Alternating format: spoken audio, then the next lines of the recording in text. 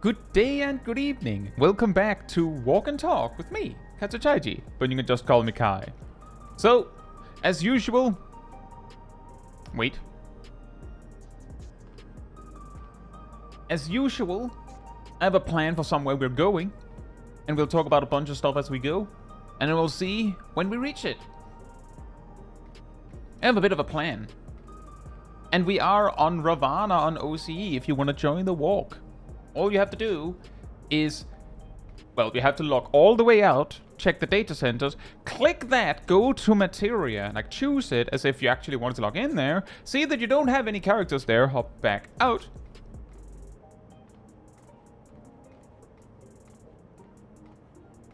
Data center again, and then back to your characters. And the reason is basically that if you try to visit directly without having recently checked Materia, then the game will be like, well, we don't actually know if you have space for a character there. Because I think I don't know, maybe it's locally stored or something. Anyway, with that said, hey Talima, hey Agent Monica, hey Ceros, hey Gelzale, Lana, hey Jeff Matt, hey Procrastinauts, hey Ilya, hey Mizanashi, hey Naomi, hey Might, hey Zaf, and hey Make Some Time. Hope you're all doing very well. Hey Dal Hazard, hope you're doing well as well. No, Jeff Matt, I was thinking.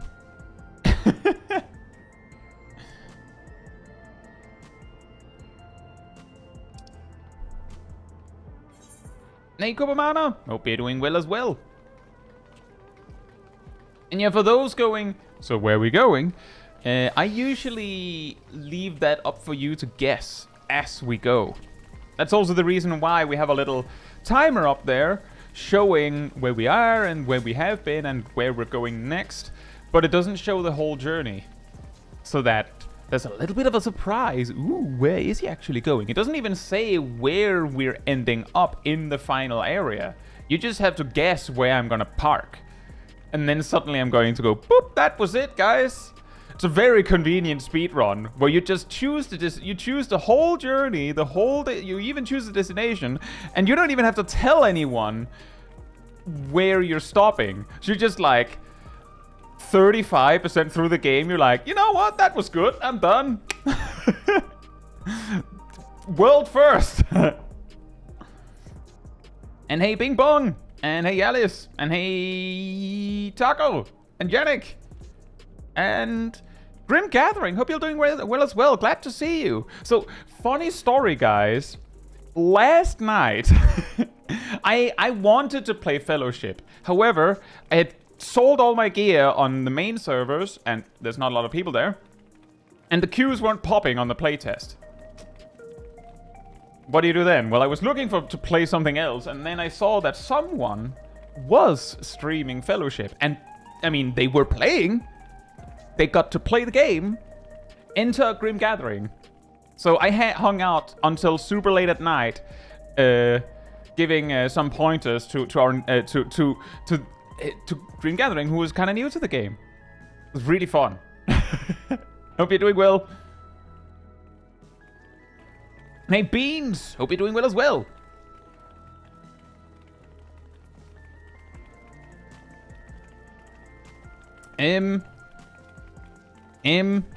Lost my train of thought. Was I talking about something? I don't think I was.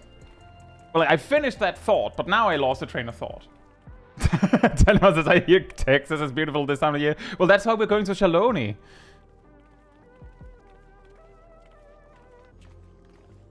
Jeffman says first time, and this is a Q&A, but we walk somewhere at the same time. Yes. So you ask whatever you want. We talk about whatever. And that's good with me. We'll talk about whatever. So if you have something you're like, oh man, I really like to talk about, maybe you have a question about a job or something, it doesn't matter. It doesn't even have to be Final Fantasy 14. Go ahead. If it's something that I can't or won't answer, if I can't, I'll probably just, you know, say I can't. If I won't, I might just ignore the comment, you know. There are limits. But yeah, that is essentially what this is a casual walk somewhere while we talk. That is it. The logic is that when I try to do something very slightly intense, quote-unquote, in the background. That ended up being the whole focus point of it. Although I have an idea of something for next time, which does actually potentially get teased by where we're going today.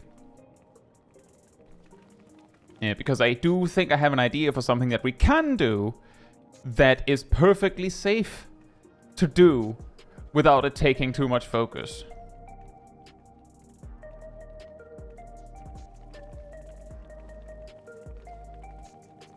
I'm glad to hear it, Dream Gathering. Jeffman says, do you think Reborn mode is there just as a safety net in case Evolved is not well received or won't work out? I think part of it is that. So for those out of the loop, the next expansion, Evercold, has been... is going to have a complete overhaul of how jobs are played, called Evolved mode. Reborn mode is going to be left in the game for all of the existing combat jobs. And essentially, the idea is that Reborn mode will keep the jobs roughly as they are now. So you can play them in the old way if you don't like the new way. That's the idea. Now, there are other changes that are pretty integral to, like, what we have now is supposedly Reborn mode, but they're removing, you know, rate buff burst windows. How does that work when I'd argue that at least half of the jobs in Final Fantasy XIV, if not more, are basically designed around it? Like, is it just, like, do we just still have those burst windows, but there's just no rate buffs to incentivize it? Or what's going on here? And I believe the logic is one part that maybe it won't be received super well. Maybe it will be. But I believe the logic is that other MMOs have tried to, like, reinvent combat in their games. And typically, it has not gone down well. Some of you may know the evolution of combat for RuneScape, which I believe is possibly the core reason, if not just one of the core reasons, as to why nowadays we have RuneScape 3 and old school RuneScape. I think it was a Star Wars MMO that also went through something like a combat rework that wasn't well received, or was it something else? Star Wars Galaxies. Another example that is probably less clear, a lot more vague, is World of Warcraft had a little bit of a stint in Battle for Azeroth, where they went, you know what? Classes have too many buttons and they do too many things. How about we remove some stuff and take some things and put them on the GCD that were on the OGCD? That was not well received. I believe a lot of it was run back. But the reason why it's a lot more vague is because they didn't rework the game. They just made some spec changes, class changes that were not very well received. Like, let's just say, imagine if Bard's buffs were on the GCD. So combat starts and you go first GCD, Wanderer's Minuet. Bling. Second GCD, Raging Strikes. Third GCD, Battle Voice. Fourth GCD, Radiant Finale. Fifth GCD, now we get to do something. Weren't Bard's songs on the GCD back in the day? I believe they were. They also had, more importantly, originally, Bard songs were toggled, and they had a 3-second cast time. So it didn't really matter whether they were on the GCD or not. It took a while to set them up. But in A Realm Reborn, where this was most prominent, their songs were Mage's Ballad, which reduced the damage the Bard did, but basically made the Bard like a pulsing totem of MP recovery, which your healers needed sometimes. And Army's Paeon did the same thing, except it gave TP instead. And I believe your monks and dragoons generally didn't need it super much, so it was less needed. There's also faux Requiem, which increased the magic damage enemies took, and instead of just being a toggle, again, it was still a toggle, but it cost MP to maintain. What's really important here, just to clarify, Bart didn't really do magic damage in A Realm Reborn. I think Windbite, maybe, and I don't think it did. I'm pretty sure it just does elemental physical damage. It's still physical damage, which means that you would spend a GCD using faux Requiem, so your healers and your mage could do more damage. And then at some point they made the cast time 1.5 seconds. And then at some point they made it OGCD. Also, hey Asymmetricon and Kanyak, hope you're doing well. Let me just, I have seen your your comment, Procrastinaut. Let me just see here. First, Kanyak says, been listening to your vids at work since a couple friends got me addicted to 14. Absolutely love everything I've seen listened to so far. I'm glad to hear that. Thank you so much. I'm really glad to hear that. So Procrastinaut says, YouTube randomly played me your video on horizontal progression today, and I was wondering how we think that might affect how easy it is to fill old extremes, for example. I'm pretty sure that the fact that Final Fantasy XIV has such a heavy emphasis on a type of vertical progression makes it pretty clear that old content, like, falls out of favor. It's just how it be. Hey, Bobamet! One part being that, you know, as they get old, they get really easy, and a lot of players, you know, finish doing them and don't need them anymore. I think that's probably the greater impetus for it, is that once you have the mount from, I don't know, Everkeep, what reason do you have to run Everkeep? Accessories? Why? What reason do you have to run EX3 once you have the mount? Weapons? I mean, unless you were supremely lucky, you probably did enough runs that you probably have the weapons you wanted. Reasonable chance you got the weapons you wanted. And might be like, later down the line, you're like, oh man, I got rid of the weapons and actually I really wanted this one. Or maybe you were late to the party and like, oh man, I wanted this weapon. But at the time, like, give it a year, and suddenly the fight is going to be so easy due to unsyncing that you just completely plow over it, right? And that's usually what happens. That the content falls out of favor, and then people that came late will just, you know, steamroll it because it's unsynced. But I'm pretty, like, I hope that there are some people in the chat who plays or has played Guild Wars 2 to an extent of having experienced raiding in that game, because I might not be super accurate on this, but as far as I know, in Guild Wars 2, doing... Uh-oh, someone's getting attacked. In Guild Wars 2, doing weekly raids and stuff like that, because, you know, lockouts, I believe there are lockouts, can involve doing the first raids ever put into the game, because they still technically give you useful things that you can do something with. You might not do a lot with it, but you can do something. And also, it's content, and it might just give you, like, something you could sell at worst. Like, if all else fails, maybe there's money in it. And that's where Guild Wars 2 becomes such a horizontal game, in a way. Dalhazard says, in Guild Wars 2 you can convert the game money into premium currency, so doing literally any content will give you something. They have a very nice reward system and always reward all content you do. Yeah, exactly, exactly. They reward you for everything, and while there are peaks where it's like, I mean, once you have a legendary hat for, you know, heavy armor wearers, I guess you will technically never need a new hat for those ever again. But there's other things you might be interested in. Glam. And I don't think it's called glam in Guild Wars 2, but, you know, outfits. There's plenty of stuff and there's plenty of content. But that really is, like, that is a really strong example that sets aside from Final Fantasy XIV. Another one that I do believe I mentioned in the video is RuneScape. And I know that, like, in a way, RuneScape is vertical.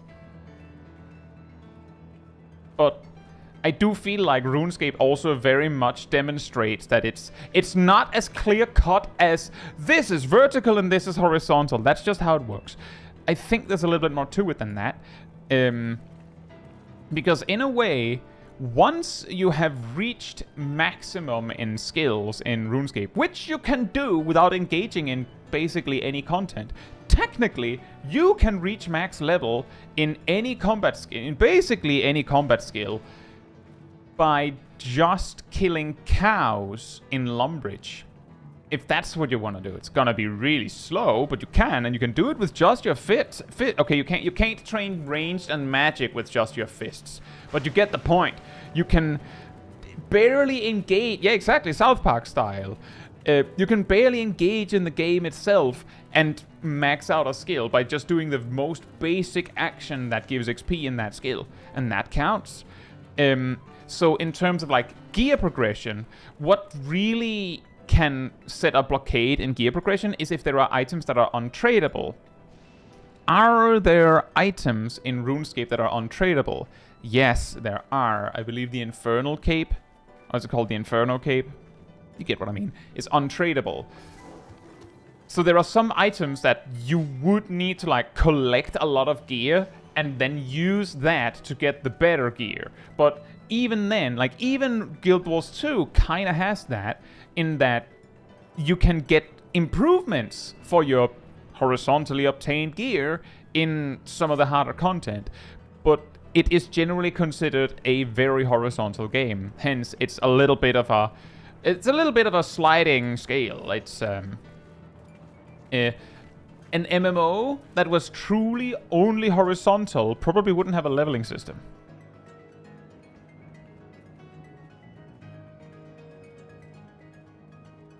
But if the MMO doesn't have a leveling system, it might not have any progression.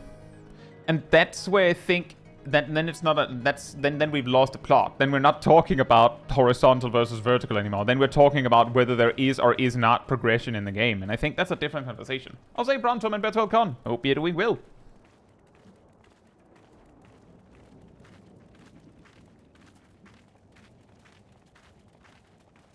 Crab Galaxy says, I do extremes with other people to help them out, but I'm a social raider. Oh, yeah. It's what I'm saying is more so that the reason why the content kind of falls out, like just drops out, is because there's a very limited amount of reason to do it. And once you've like exhausted that reason, you stop doing it. I think actually a pretty interesting demonstration of that on this channel. Is how we had a whole journey of going through all various old extremes and Savage unsynced to get mounts. Now, when I did that series originally, I needed all those mounts myself, pretty much. Which meant that if I started a stream going, alright guys, we're doing Barbaricia's extreme. If everyone that showed up, by random chance, didn't need the mount, there would still be a stream because I needed the mount. I needed it. So failing everything else, I needed the mount. So we had something to do. Typically, 8 people that needed the mount would show up. Sometimes more. So we had some work to do. But now, if I hosted a stream like that, first of all, I know that a large part of the regulars that probably would show up have the mount. Possibly thanks to me. Or indirectly thanks to me could also be. But I also know that I don't need the mount. So there is a real possibility that we like saddle up to do, I don't know, Barbaricia Extreme, and no one needs it. So we're just like, well, just unroll the parchment like, okay, so Rubicante?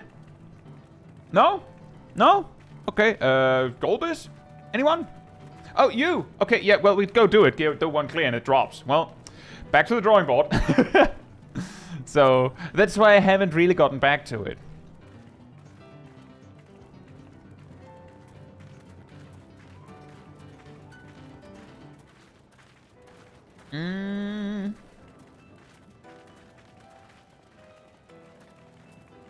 You know, Dial Hazard, on that, you said you can keep making legendary items and selling them to other players and then converting currencies and buying skins from the money store. It's epic. I feel like I remember that there's something about a specific, a specific set of legendaries being untradeable. Is that correct? Like the first set of legendaries or something weird like that? I say, Zoma!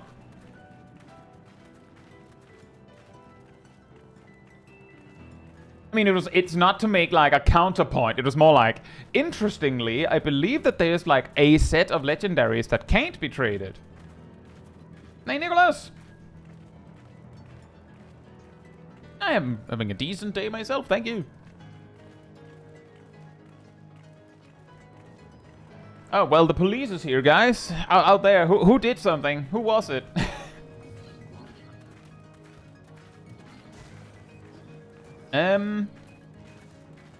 See, I think there was a... Alright, Dial Hazard said, I'm looking forward to 14 saying they were going to make more overworld events and content, and hopefully there will be a reward system to keep people coming back to the overworld areas. A really interesting problem that 14 has a tendency to run face first into basically every single expansion is that there is content in the overworld for the various zones. That content being entirely optional side quests and fates. Is that everything? I think that's everything. Gathering, I guess, is also something. And some live quests for gatherers will send you out there as well. And then throughout an expansion, they'll add custom deliveries to deal with. Maybe a tribe. Hunts, I guess. Yeah. But most of it is stuff that does not really give you reason to stick around. Like, hunts are something that maybe a couple people will be hanging out to, you know, prepare for. And then, like, a swarm of players come to participate. And most of the other stuff, like fates, are for the most part something that you'll interact with until shared fates are maxed out. And then, no interest, right? It's a lot of stuff that is difficult to keep the attention. Where I think there's something that could be done differently. And I know this is one of those where it's extremely easy to like picture something and say, just do that. It's really hard to do it. Is there a way to introduce something like a field operation? Field operations being Eureka, Boja, Occult Crescent. Eureka, Boja, and Occult Crescent. I was about to say Eureka Authors. That's a deep dungeon. Field operations. Could they maybe be done in open world zones instead of like a specified duty instance like it is now? Like, could we have had, like, when we do the MSQ initially for Heritage Found, we're like going into like very, very designated like MSQ zones. Like maybe like it's such a war zone on the over level for some lore reason that we're basically traversing through the zone in like underground tunnels. So when you have then traversed through it, you come out after the MSQ or maybe during the MSQ and experience this place that is like total chaos. And maybe it's part of the MSQ, but you just pass through it initially when you're there to just do some stuff. And then as the expansion progresses, stuff happens that give you reason to come back and stuff to do. Like, essentially put the field operation somewhere that is already here. Instead of like going, okay, so to get to the field operation, what you have to do is you go to Tuliholal. Then, initially, you go to the harbor, specifically that side harbor there, the smaller one, and then you talk with a guy, I think, and then you land in the Phantom Village, and there you can access the Occult Crescent. That's where people are. Well, there are some people there. Like, it's really shoved away, in a way. I say, cat. Hope you're doing well. There's fish? What?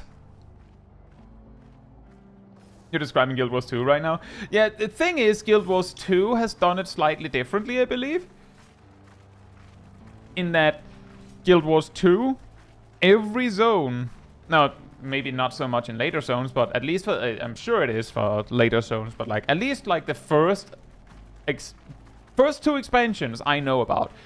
Every zone is filled with random tasks you can do that give you like rewards, including resources and currencies you can use for various things in the game. So even if you don't care about the quest, it does give you something. In Final Fantasy XIV, the equivalent of this is a random side quest, and the random side quest gives you some XP, maybe a little bit of gil, and maybe some random reward you don't care about either.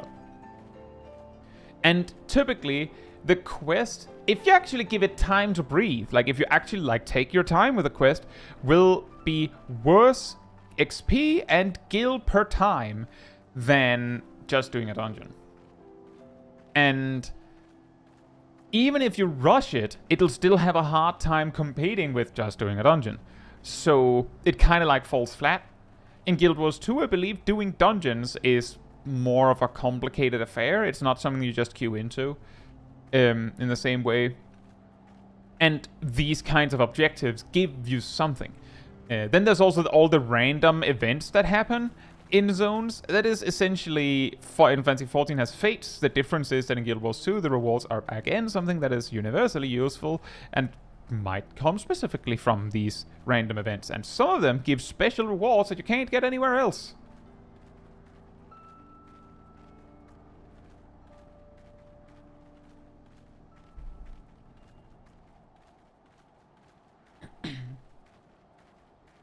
Kant says, well, at the start it's cool, but in the end it boils down to look at time or go to boss spawn.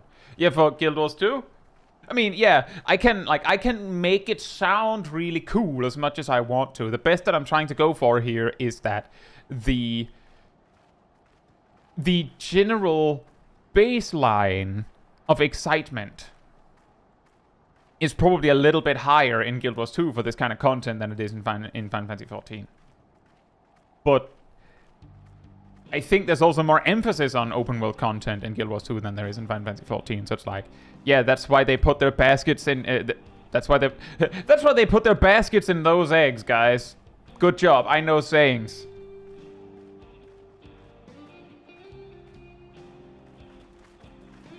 Really big eggs or really small baskets.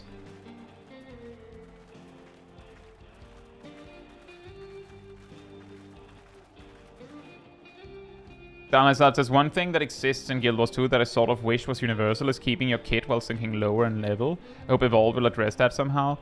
The problem there is that Guild Wars 2 basically has given you, within reason, they've basically given you your bread and butter buttons by like level 6, I think. Like, this could work if in Final Fantasy XIV you had a Flatus Misery by level 10. Then we could talk. The problem is that Guild Wars 2 gives you so many of your baseline tools so early that you can't just give them all that. You can't just do that. I've talked about... I actually have a video on this topic of exactly why we can't just keep our buttons when you sink down, is that it completely breaks the balance of the game. And yeah, I know, haha, Tasha isn't hard anyway, why does it matter? Let's just say that it would be a very, very weird experience if when you queued into leveling roulette, you land in Tasha as a new player for the first time. You're like running up to the mob in slow motion to just use your very mundane true thrust because that's all you have, you're just a lancer, and then the white mage from behind you lifts their staff and then just completely pulverizes that bat, just completely deletes it from existence. It's as if it never was there in the first place. In fact, that bat is so dead that the next 10 Sastasha runs, it just won't be there. That's how hard it died. And then you go, okay, well, that's awesome, I guess. I'll run over to the other bat, and then like the paladin just summons a sword from the sky and completely deletes it. Again, gone for the next 10 duties of Sastasha. And you're there like, why can't I do that? They're not. I'm supposed to be the one doing that. And then, like, okay, well, there's another pack. Run up to that. And then, the summoner summons Bahamut that then just deletes both of the bats in the second pack. And eats them. Just. Is it impossible to lower the potency for lower levels or something of the sort? Well, let me put it like this, Stylus. I kind of go over it in the video. Jobs gain power in a very, very wacky way and very inconsistent way. Let's say for the example that we're doing Sastasha, right? A level 15 to 18 Conjurer would have the tools that this duty is balanced for. A white mage that is level 30 wants to do Sastasha. They can do basically roughly twice the healing per second that the Conjurer can do. And they also have Presence of Mind, so they have damage burst windows that the Conjurer does not have. How do we balance that? How much do we nerf Stone 2 and Arrow 1 by to make it fair? And how much do we nerf Cure 2 to make that fair? And if we do that, then why would they use Cure 2? They could just use Cure 1. Essentially, we're just making it harder for that white mage at that point. Like, either we're not doing enough, or we're just making it harder to do the same thing. We move on, we continue. A level 50 white mage queuing into Sastasha would then also have Regen, and they would also have Holy, so they have an AoE attack that stuns, and they have Benediction. Straight up just full heal for the tank. It's not that big of a deal when a Cure 1 can heal for like 40% of the tank's health, I think, something like that. But the point is there that, how do you balance that? How do you make that fair? And you might say, it doesn't have to be fair. Yes, it does. It does have to be fair, because it can cause other weird social imbalances. And also, hey, Nox. You continue, and Rust. We continue down this line of talk. And also, hey, Philippe, hope you're doing well as well. And Scarlet. Let's say you have a level 100 white mage queue into Sastasha. They have Glare 4 and Afflatus Misery and Assize and like 5 OGCDs to heal the tank with. They don't need Cure 2 or 1. They'll just keep the tank healthy with Divine Benison or something. And if not that, they'll just delete them, as I said, just pulverize them with Afflatus Misery. The point I'm getting at is that, yes, you could just reduce potencies. The problem is that how much you need to reduce them by is different based on every single action the job might have. One thing you could do would just be to be like, oh yeah, well, for each level you're above the duty, you just do 1% less stuff. But I have a feeling that a white mage doing only 15% of what they can do, or 18% of what they can do, would have a hard time doing anything. Like, you click Assize and you heal for like less potency than an Embrace from an Eos.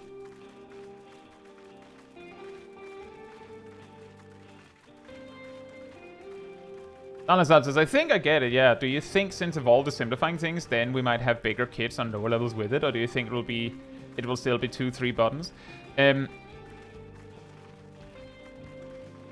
also that, Breadbean, how do you sync down a movement skill? We have been told, and they've showed us an infographic with it. Exactly, Ilana. One more expansion and you're doing negative damage.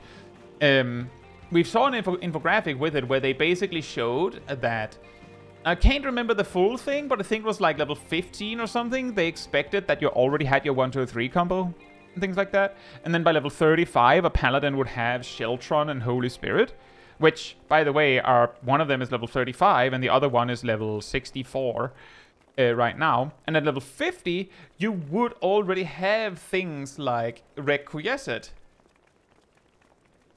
which is a level 68 button.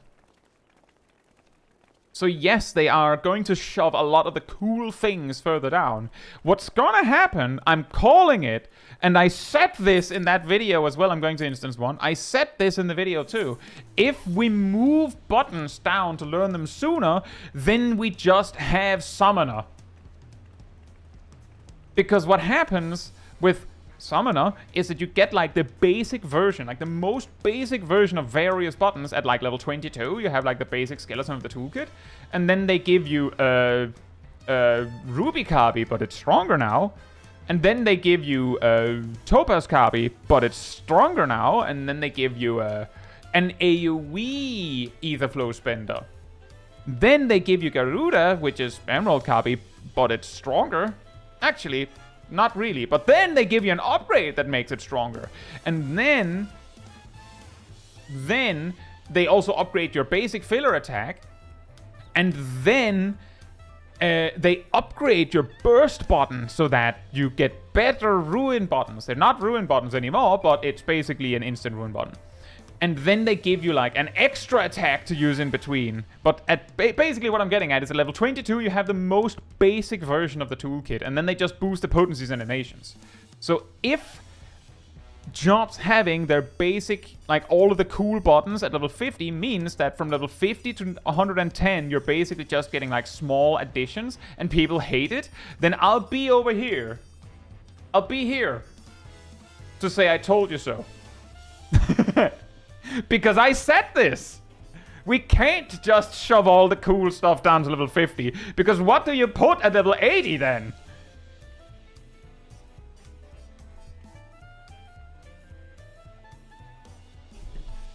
Okay, why is that?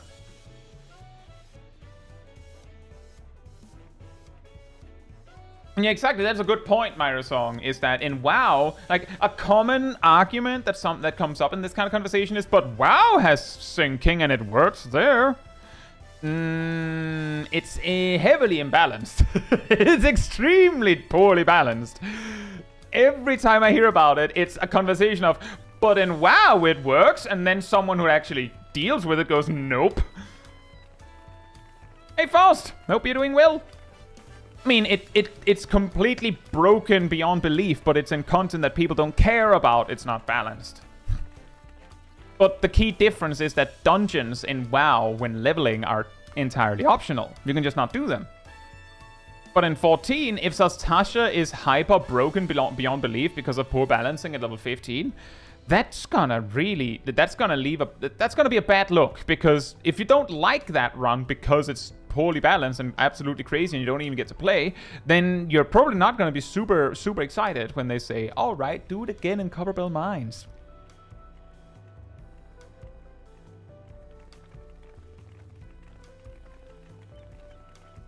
And yeah, the main point where you will see this imbalance in WoW is in an event that is like monthly, but not the whole month.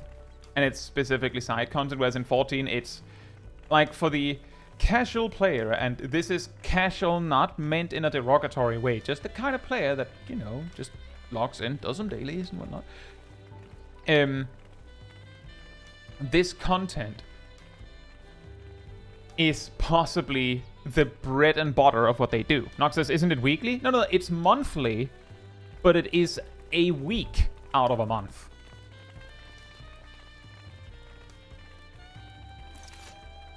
But I will also say, I'm just saying, just while we are on the topic anyway, I'm not here going, and because of that argument that we can't move all the cool stuff down to level 50 without like leaving the high levels barren, because of that, what we have is perfect. That's not what I'm saying. I'm basically saying it feels like it's such an easy, just like surefire, ding, done, problem solved solution, but it's not. You can't just nerf the potencies of attacks because the jobs scale in such a wacky way that you'd need a different separate scaling based on what level the job that is getting synced down is. This argument works a lot better if you only consider level 100. Because then you just have to nerf level 100s. That just one thing. But in reality, You wouldn't have to nerf level 99 separately. You could use the level 98 nerf there, but you would basically need to check the balancing in every dungeon for every job at every level where they get a new button or a new action or a new thing. Jonathan says you should zoom out your camera. Can't see who you're talking to. I'm talking to you. I'm talking to you and I can't zoom out anymore. I'm trying to look where, like, I'm driving a car here. I'm trying my best.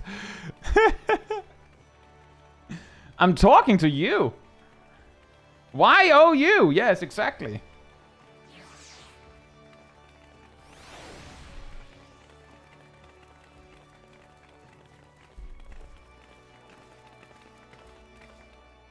I'm trying my best to see who's here, but this distance makes it a little hard.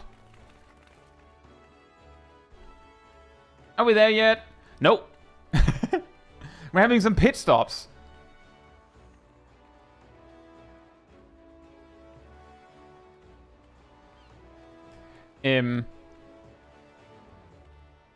But that's what really makes it so that we can't just apply some sort of nerf and that people have all of their buttons, even though it would be very cool.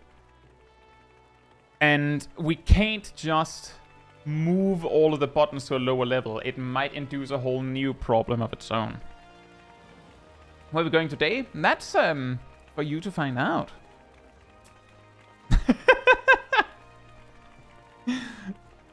Upgraded popcorn munching hand from Faust.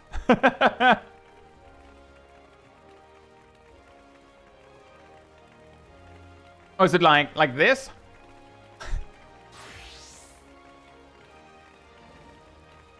And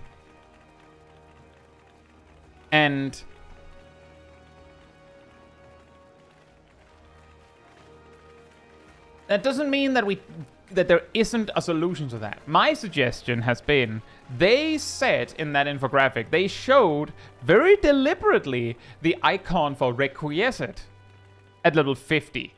Which is important because in all of the footage they showed of Paladin in the demonstration showed that it has Imperator, which is the upgraded version of Requiescent. That's where the popcorn goes. Aha!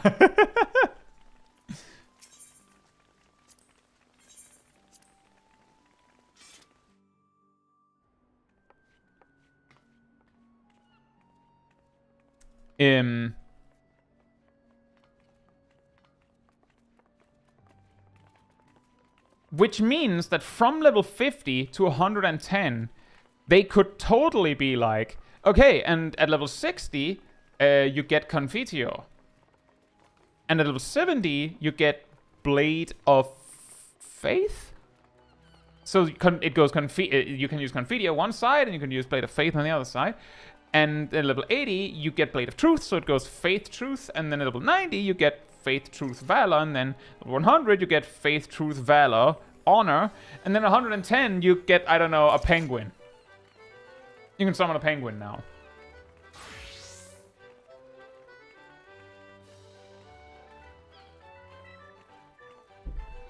So, I thought it would be funny to take a little side track to the calamity salvagers of each city, because that's something that we talked about earlier today. Where are they? Other than that, we're just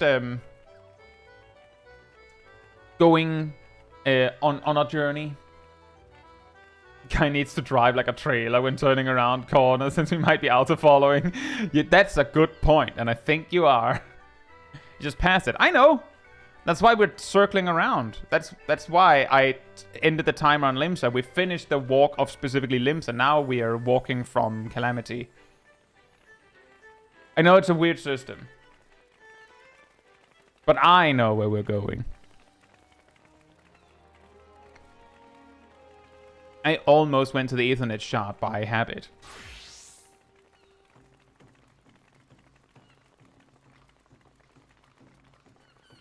It absolutely does, Faust.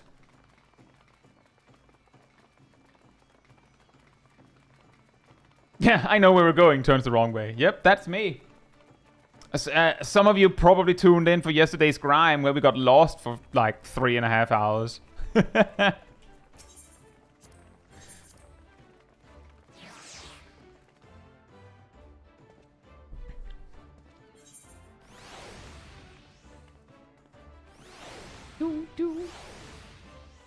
mean, there is a way for this whole thing with moving skills down to a lower level.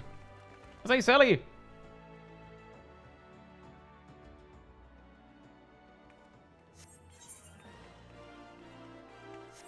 It's just, what do you place at the higher levels, as like now that you've learned all the cool stuff already? That's the real problem. And the thing is, people might not care. Like, note, is it Ruby Road Exchange? I think it is. Let me just check here.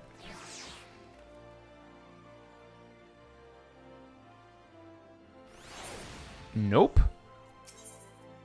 Husting Strip. Try that. No, this is not it either. We go back to Ruby Road. Wait, maybe? Maybe? Can we?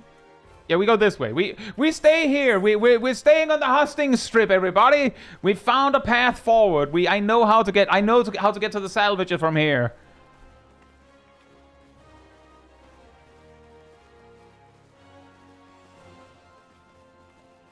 After playing Dawntrail Black Mage, would I ever go back to a timed Enochian? I mean, I don't really mind either way. I would, like, if they decided that it wasn't actually good to remove the timer, I'd probably still play it. Nicole says, how do you feel when you learn things at lower levels that you don't use at higher levels, i.e. Black Mage level 50 essentially being a different job? I think it's a weird choice, but it's like the weird thought, I suppose, and also very dated thought. So in Final Fantasy XIV, this idea doesn't really work. But let me explain it anyway. You're a wizard. You're a black mage. You're a wizard. You're learning better spells that make the old spells you learned obsolete. That kind of makes sense. But the reason why it doesn't really work in Final Fantasy XIV is because literally no other job works like that. Like, sure, some of them work like that, but the way they work like that is that your character straight up just loses the ability to access the button altogether.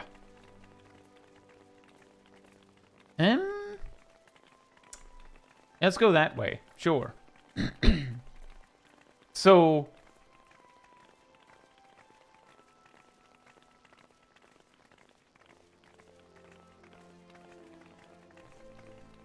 exactly, Cole. I assume in that game that you still had the old spells, like, in your spell book, and you're just like, well, I'm not going to use that. Right?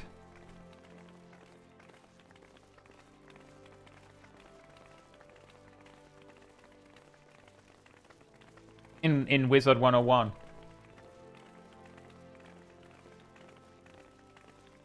Itanuki, hope you're doing well. Yeah, but see, that's exactly what I mean, is that in Wizard 101, that's the whole point. Everyone's a wizard in that game, and everyone has this evolution where it's like you start with some basic spells that do some basic things, and then you get more complex spells and more powerful spells, and they, of course, naturally replace the more the weaker spells that you had before. That makes sense. In Final Fantasy XIV, it could make sense if all jobs work like that. Black Mage is kind of unique in that way. I don't mind it. I would also say that Final Fantasy XIV tries in ways to induce different feels of jobs in various ways. Like they're trying to make it so that when you're playing this job, you feel like that job. When you're playing that job, you feel like that job. I know for a lot of players, it like that might sound like, what? Not for insert job, or I don't feel like that. It's totally fair. But like some of the examples of this is like, they try to give this feeling with things like the ninjutsu of a ninja. It's a pretty good example. It's probably the best example we have. And Black Mage being like the wizard guy, and then having weird spells that like they learned, but they're not using them anymore outside of like stupidly niche exceptions. Kind of makes sense. It kind of makes sense. But I do agree that it's a pretty weak argument when Black Mage is the only one that works like that. When that's the case, it feels a lot more like excusing an oversight. Right? That's kind of what it feels like.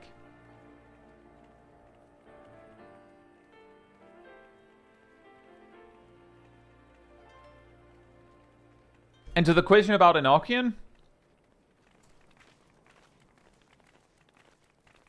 I personally don't mind Black Mage not having timers.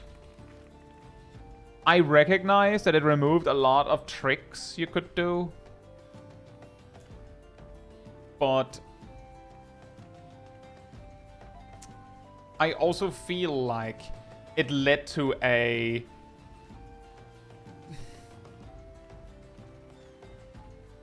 I feel like it led to a situation.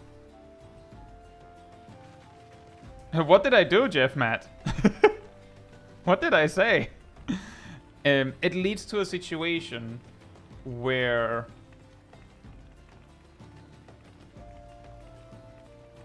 you need this, like, before Dawntrail, this was much more of a thing. Some of you may have heard of that, about that, like, basically, like, catalog of tricks you could do. You didn't need most of them, but what happened is that, let's just say that, considering where Black Mage is now, in that people bring Black Mage for, like, prog day one without being, like, a maniac that is ludicrously good at the job so they can make it work. Like, just more mundane players are able to make it work. Is a whole new thing. Exactly, Cole. 200-page document where 5 pages mattered. Peak.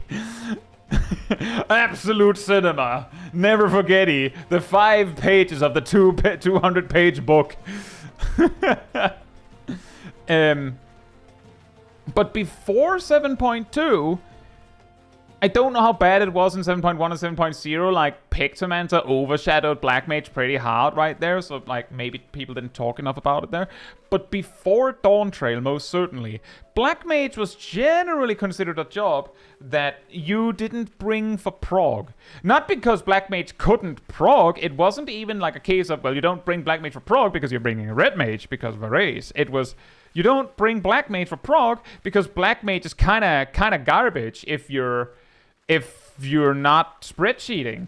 That's, of course, an exaggeration, but that was like the general idea. And, of course, doesn't apply to everyone. I'm sure there were people progging on Black Mage straight out the gate. It was just so rare that it was generally considered unwise.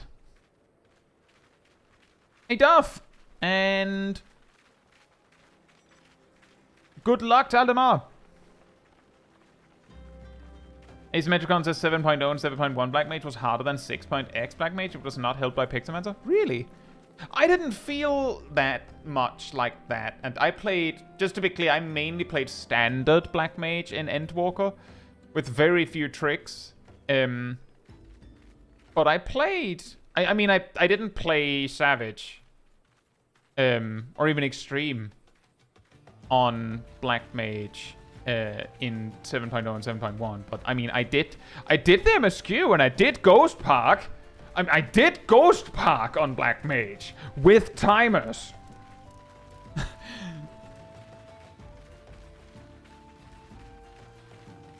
It was mostly due to the strictness of Flare Star? Yes. That I know. I was like, Quinty.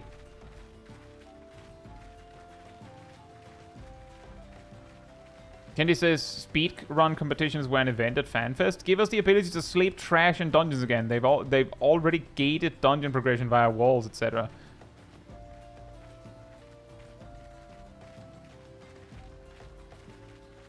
Yeah, I know 7.0 Black Mage was pretty strict. It didn't occur to me that it was harder than Endwalker Black Mage. I'll say, Seraph, hope you're doing well. The funny thing there, Candy, is that sleeping like you can sleep a lot of mobs in dungeons. It's just that it doesn't do anything because sleeping a mob puts you in combat with it. And for the most part, mobs don't reset in modern dungeons. And even if they did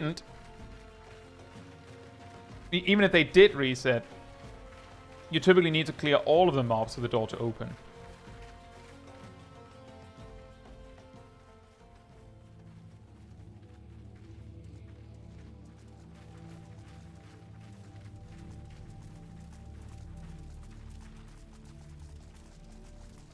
Yeah, that makes sense that Endwalker Black Mage was a lot better at fixing issues because they didn't need exactly 6 Fire Force.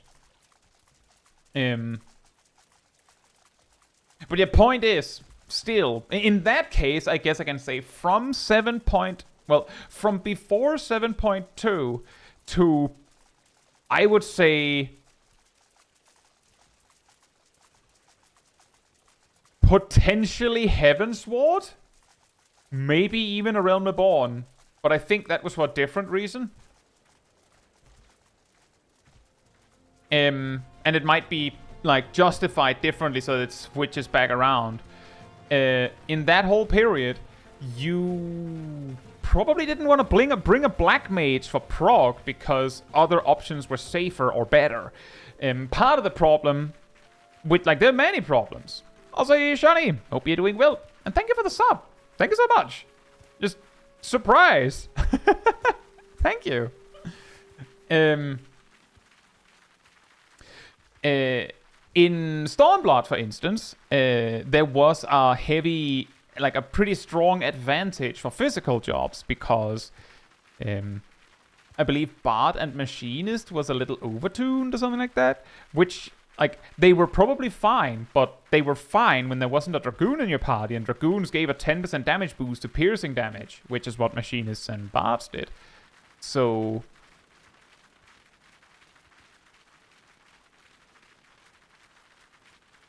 for that reason. I mean, Jeff Matt, the best I can give you for a hardy mode is we have one. But yeah, good point. We don't have a hello emote. I think when I originally thought of the catalog that we have, I thought the smile would do. But I do see your point on the hello emote. Yeah, in like Stormblood, ranged physicals reigned supreme quite hard as long as you had a Dragoon, and because you needed a Dragoon to like support your Machines and Bard, who you were definitely bringing in optimization logic anyway, that left one slot. What are you bringing? And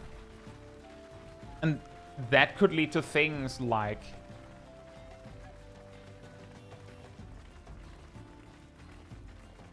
do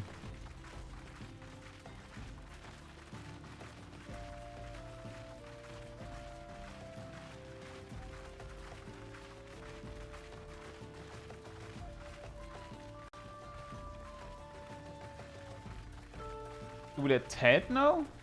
Do you mean me? Who else?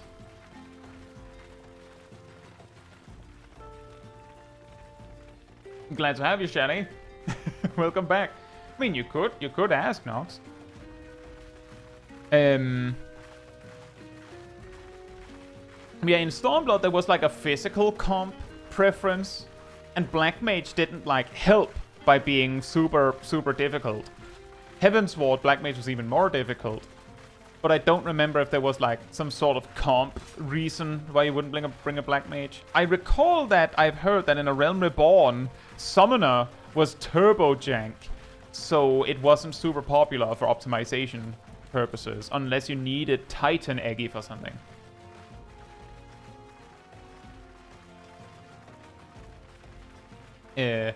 Which meant that if you were bringing a mage, you were possibly bringing a black mage. And because the party bonus worked the way that it did, I mean, you didn't need one, but because of this sheer job count, it was kind of awkward to not have a mage. Also, apparently a hype train started. Thank you so much, guys.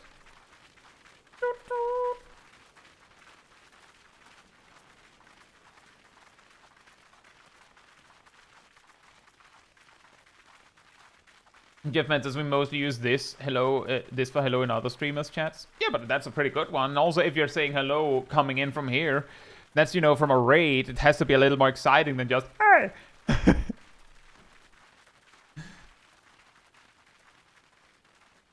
Thank you for the cheer, Lana. Heart. Train.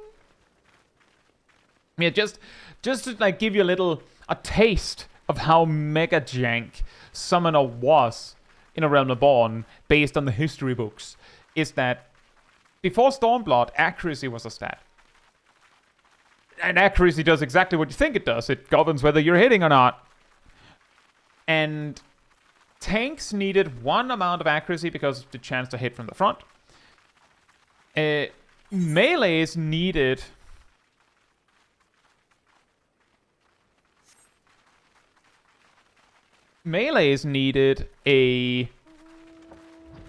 like an amount to be able to reliably hit from the side, because some of their positionals were from the side. So even though they had a better chance of landing from the back, they needed from the side. I believe ranged and casters needed a similar amount of hitting from the back. But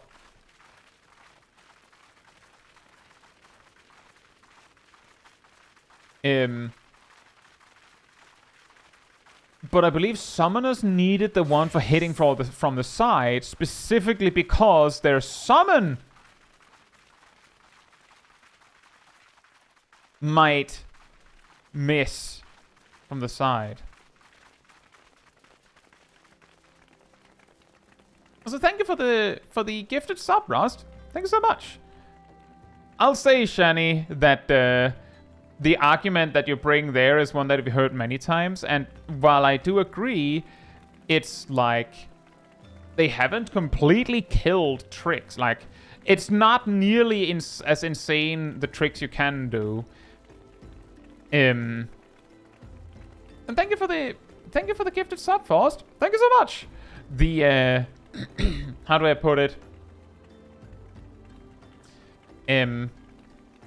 Nowadays, the tricks are more just focused on making the most of what you have, which is perhaps a lot more boring, but there is still something. I have videos on it.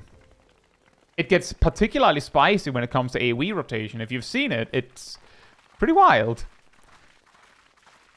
If you do what you think sounds intuitive for Black Mage on AoE, you do 1 potency, and if you do the tricks, you do like 25% more DPS. So it's so bad that it makes no sense for a guide to waste time talking about the intended way. I say, dead man.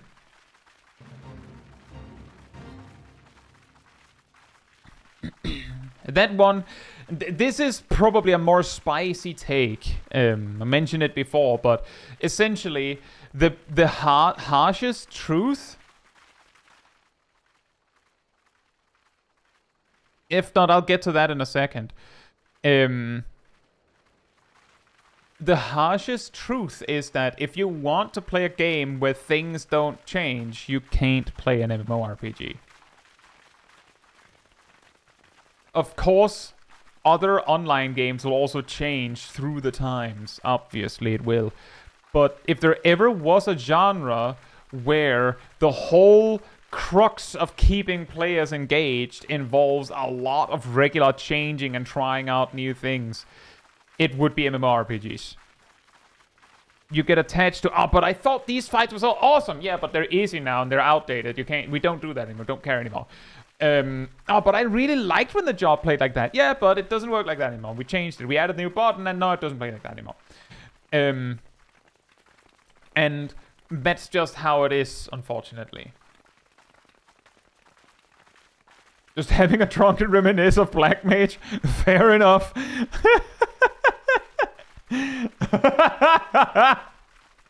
You know, we need more people to be that honest about this stuff.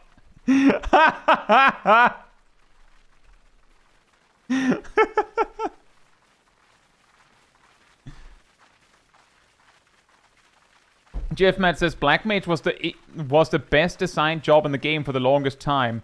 Was it? Is that why it was one of the least popular jobs in the game, Jeff Matt?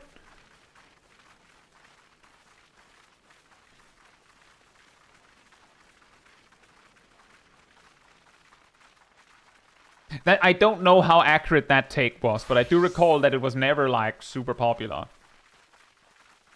Because people are cowards. They don't understand the art. They just don't get it. I'm making these points, and it might sound harsh, but let's just say I played plenty of Black Mage and Shadowbringers and plenty of Black Mage and Endwalker. And I mean, I still play. I specifically started the MSQ journey of Dawntrail as Black Mage because people were like, it's ruined, it's dead, there's nothing to recover. And I'm like, nah, it's not that bad. Like, I specifically played it, like, partly because I thought it would be fun, but also partly because I thought, nah, it's not. You know what? I'll prove it to you. It's not that bad. Come on, let's give it a shot. Is popularity a measure of quality? No. Not necessarily. In fact, it might not be at all. My point was more that in a game where you want people to engage in all of the various jobs there are, right? I would say that a job getting extremely little attention might be a bad sign. I don't think there's anything wrong with there being a job that only a very small fraction of the player base liking and playing. I don't have a problem with that. But there is something to be said that with the way that 14 is designed, we're also kind of in this awkward position where, I mean, they can't just make another Black Mage while it's already there. And if the Black Mage slot is like stolen or blocked because there is this super overly, quote-unquote, overly complicated job taking it, I could see why they're going to be like, well, I guess we're going to make it simpler then. So that more people can enjoy Black Mage. I do also think that there's an interesting point to be made that it would probably have made a lot more sense if they had made Black Mage, like, let's say that Dawntrail released and they had straight up just slapped the player base across the face, just like with a double take of, bam! MP recovery is not really that much about ticks anymore, and bam! Also, cast times are short, and kaslam! No timer anymore, and boom! Thunderhead exists, and you're just like, oh. But Pictomans are super complicated. That's not what happened, but if they had done that combo, that would have made a lot more sense, because if they had made the mage that starts at level 80 really hard, you know, that would make sense. Like, I think it's pretty smart to make sure that some of, or even most of, the starter jobs, like the starter classes, are, like, if the jobs are going to be, like, on a scale of difficulty, it makes sense for the ones that you can access from the beginning to be simpler. it comes with the unfortunate truth that, well, that means that Summoner will get simplified, and it means that Black Mage will get simplified, because both of them were, at one point, so ludicrously complicated that when people were like, I want to play a mage, which one should I play? Well, you should play Red Mage. That one isn't in the character creator. No, it's not. Good luck. And good luck, Rust.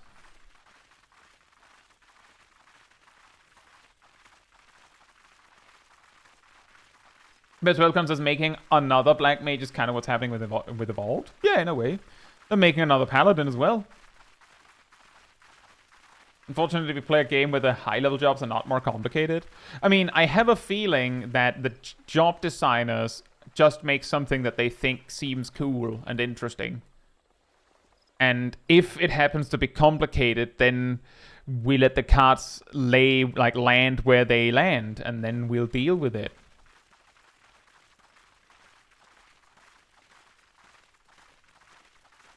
Jeffman says, wait, I just realized what I said isn't even a hot take. Now that I think about it, I think it wasn't everyone that was calling it that. There were people that would say that. Just like there were people that would have said that Ninja was the perfect job in Heavensward. The sheer jank of Ninja that I was described when I looked at Final Fantasy XIV to consider trying it in Heavensward. A Ninja main explaining the problems. The sheer amount of jank would tell you that, no, it was not. But some people would have loved it.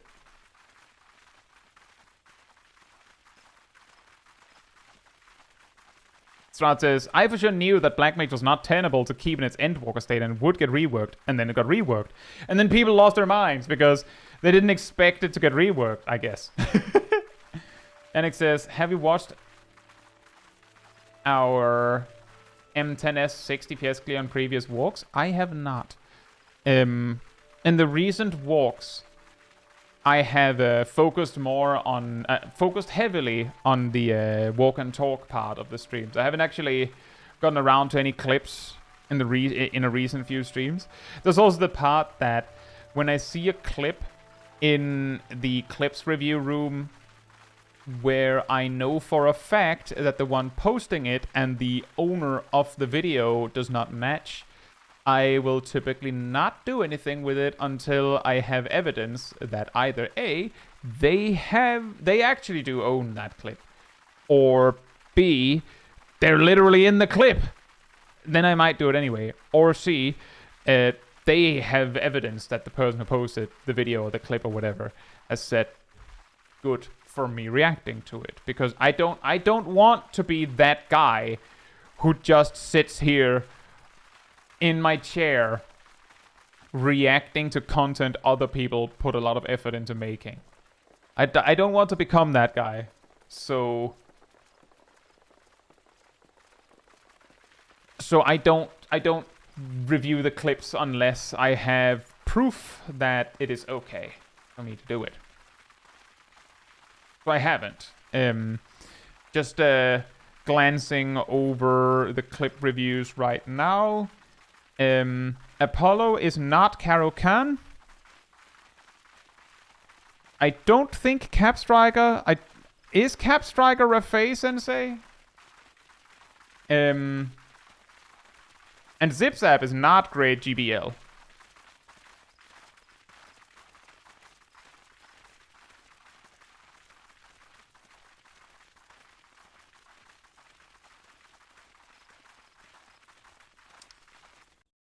Yeah, that's the reason why I haven't done anything with it, is because I look at it and go, well, I don't know if I'm allowed, like, if I've gotten permission.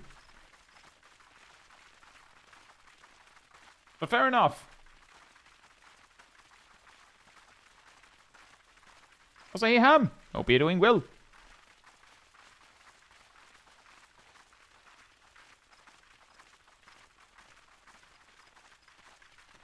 The Cap Striker is in the video, fair enough.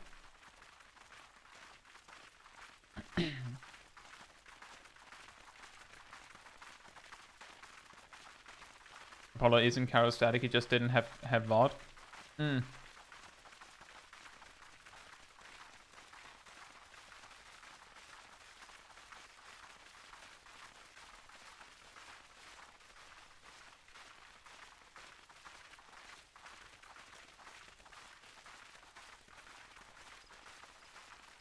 Yeah.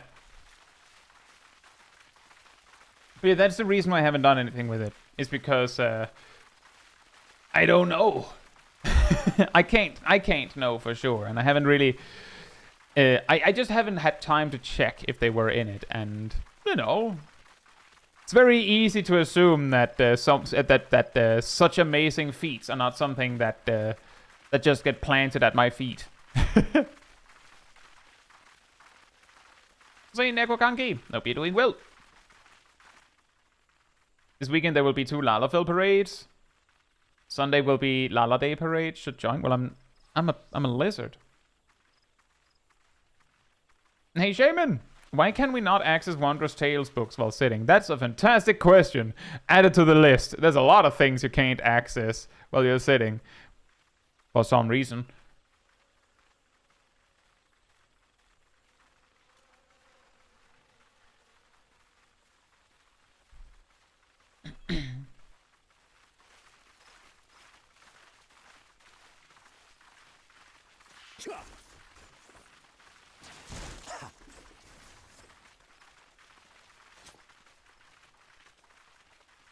Could you have the Lala in outro?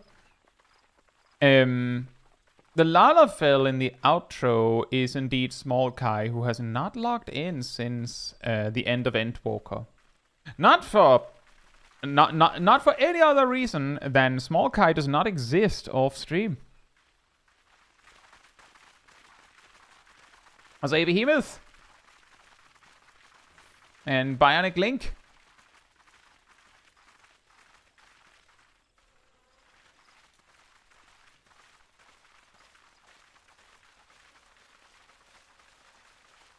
Small Kai isn't real? Oh, she gets summoned by the community when she appears. She's a primal.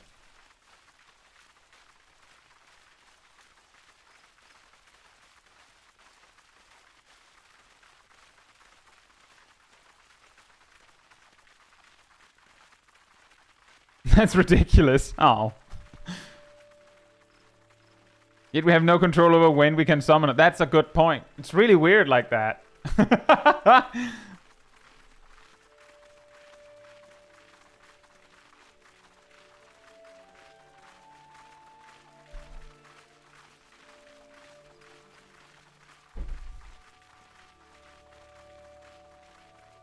yeah, the original story is, of course, that for those that have watched the series of it, the Rewind Replay series, is that I made that Small Kai was a character specifically for replaying the stories that I had already done before I started doing making content, like making videos and all that. So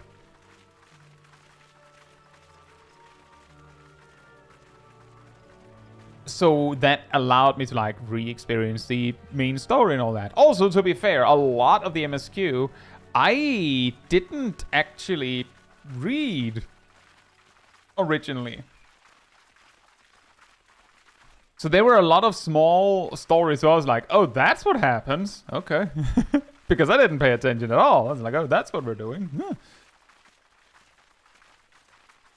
But at some point, I believe it was with Golbez that we did the MSQ on my main, and then like 1 or 2 weeks later, Small Kai had caught up. So we did it again.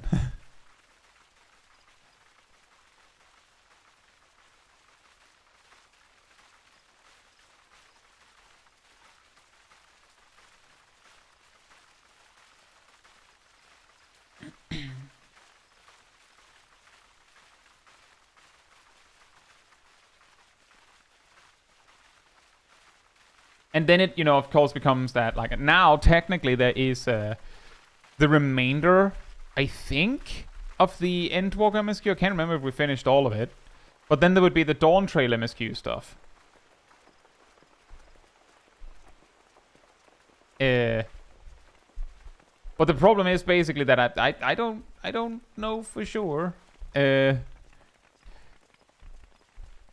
it really makes sense.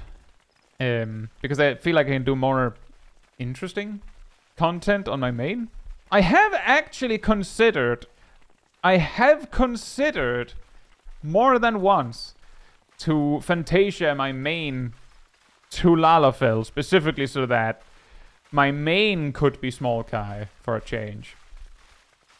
But then, I mean, all of my glams would need revisiting, I think.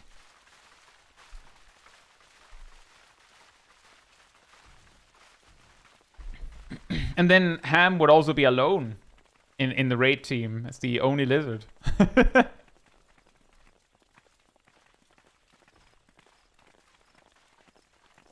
And then what do we do?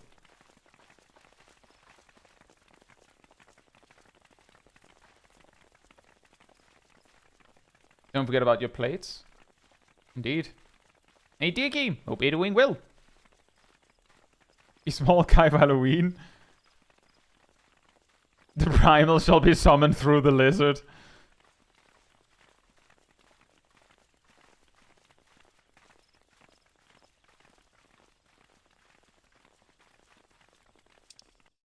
And thank you for the 32 months as part of the Cult of the Pig, Matthew. Thank you so much. Nay, Shaq. What's this about I hear? What's this about I hear? What's this I hear about a possible Fanta to Lala? The question was asked, where's Small Kai? And I said I have considered using a Fantasia to switch my main to a Lalafell so that my main is Small Kai. You know, the funny thing is, the moment my main is Small Kai, I am sure people will be asking Lizard Doko. And then what do we do? And how can I be a small lizard in a big hat if I'm a Lalafell?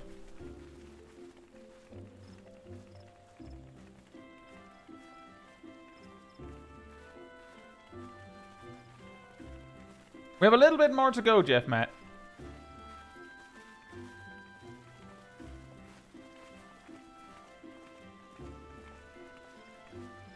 We have a little more to go. The funny thing is that the kind of glams I make on my main, I'm pretty sure most or all of them would work just fine on a Lalafell. At least know some of them would work perfectly fine, because my quote-unquote trademarked outfit that I have on like that I use for the end slate and things like that. I mean, Small Kai is wearing it too. And I have screenshots of her wearing it too.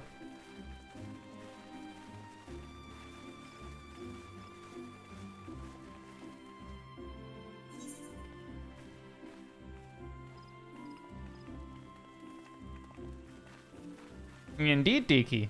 And it's a minimum height lizard too. And exactly, Lana, that is exactly what I mean. If Small Kai became my main, then the question would immediately become, now where's the lizard now? What do we do now with that?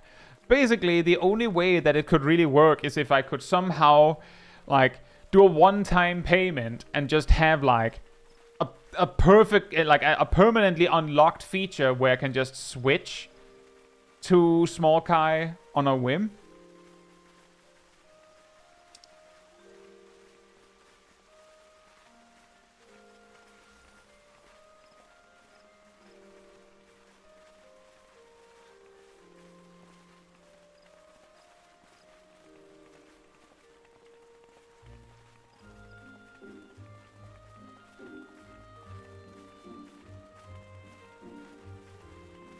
Most glams work as small, just less detailed. I think it's more that there are some outfits that will just look weird. Weaver says they could probably make some dollars if they added that. Now, you see, Weaver, I think the reason why they wouldn't add that is because the people that are the most addicted to something like this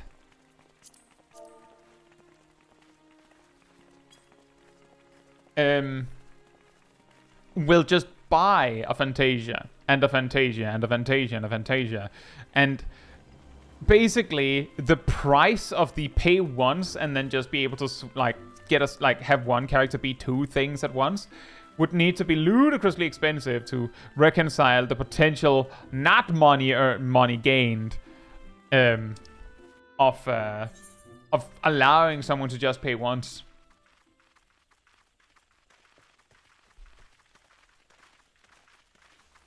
And so the question is, how many people that wouldn't buy a ton of Fantasia would pay once to be able to be two things at once?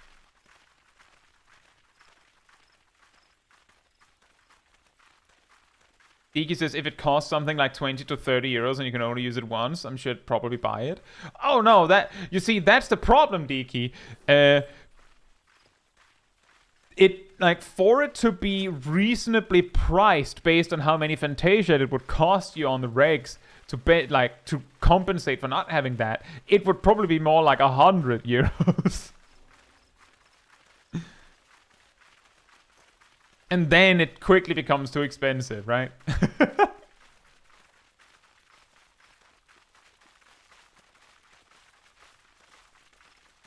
And he said, go.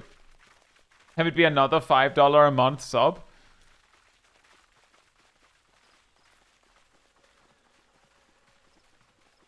I guess that could also work.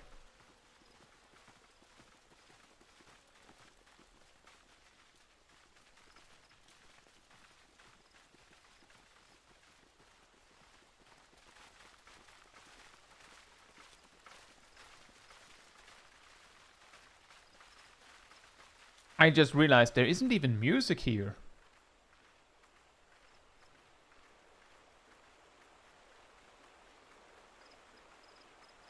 Maybe there is very, very quiet music. I can't hear it.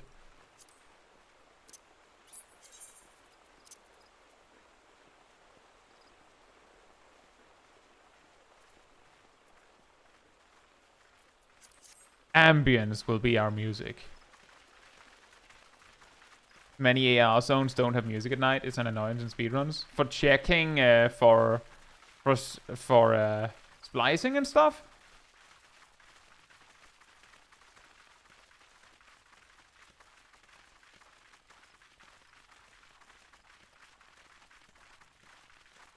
Just getting annoyed at silence. Oh, I hate it! It's so quiet!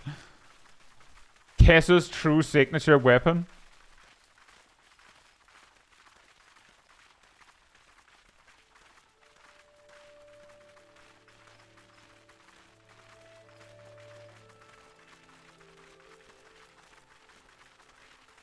And now we have background music again. Hey, Nando K. Hope you're doing well, and thank you for the sub. Thank you so much. This is settlement music. Ah, man. Man. Nee, Maledictio. And Amara. Everything burns! Just turn around and the whole forest is on fire. Ah!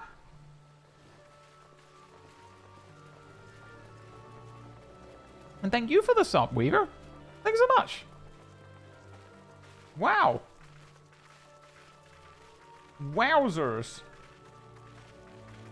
So, doesn't have to be a big secret reveal or anything. You'd probably find out suddenly with a schedule reveal next week anyway.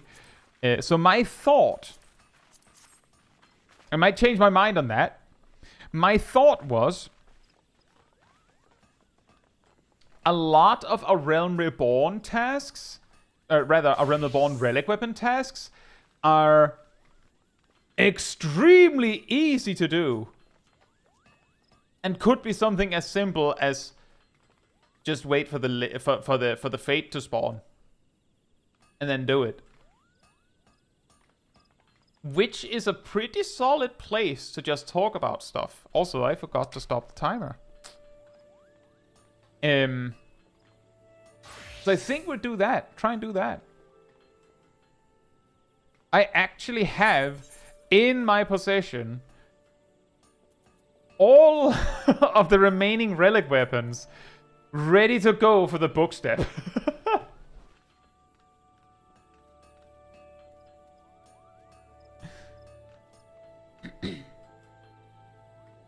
So we could just derp around doing book steps.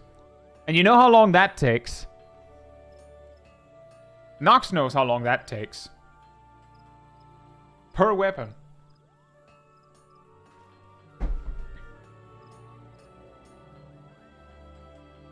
This is the largest helper group Kai has ever gathered. 9-hour stream again. I don't think that was the plan.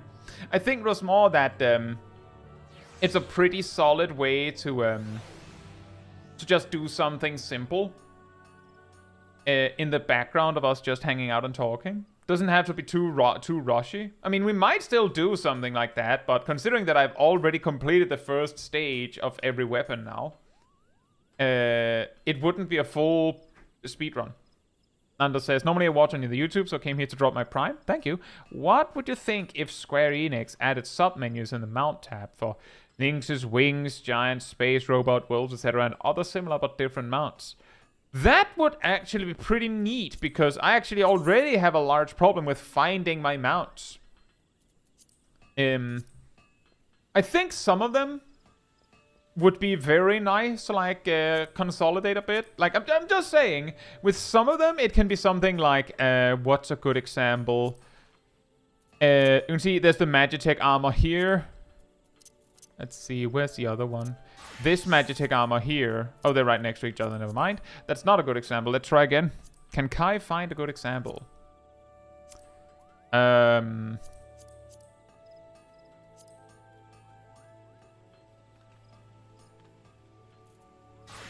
It might just work. But I'm thinking something like mounts where they're similar, but they're definitely not located in the same place, so it might be difficult to find them if they're like planted next to a different one, because one of them is probably going to be like the front-facing figure for the type of mount. But for something where it's like, okay, so we have 7 horses, and one of them is the fancy schmancy horse. Actually, there's 2 fancy schmancy horses. They could easily have one of these just be the front figure, and then like you click it, and then it just goes unfolds and goes, which one do you want? What color would you like? And could do the same here. Just have the big bird, like one of these if you don't have all of them, and then the big bird be the front figure, and then you have 7 birds. I was hoping for a fine bird. Or the wolves and the bigger wolf, or the dragons and then the mega dragon, and then this followed by this. I mean, there's definitely some points here we could probably like consolidate things a little bit. I would also take if you could just make your own boxes to like put things into.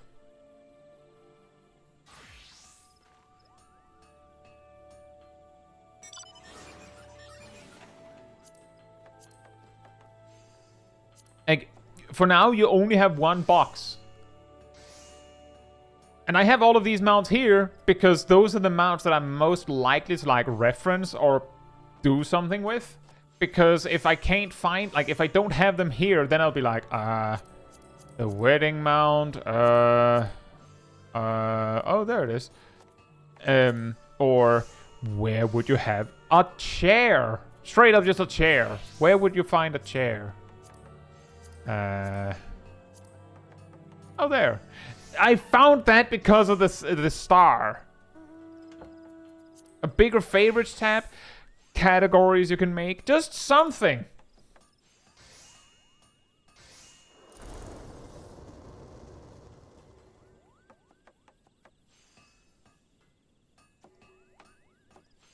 A different colored background based on expansions could be nice. That could also work, yeah. Totally go for that.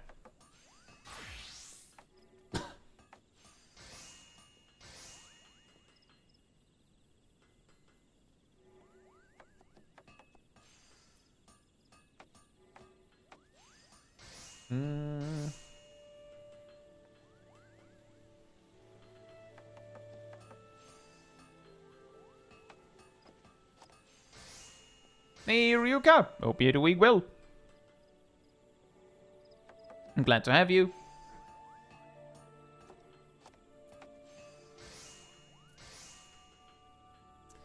Who was it that landed you a sub? A few days ago, we had a an absolutely ridiculous explosion of subs. I believe, and no, I'm not making this up, I do believe we landed on 69 subs gifted in that stream. 5 hours ago, actually. Did someone gift you a sub while I was not online? Or when I'm not streaming? Exodi. Hey, Snowy. Nice.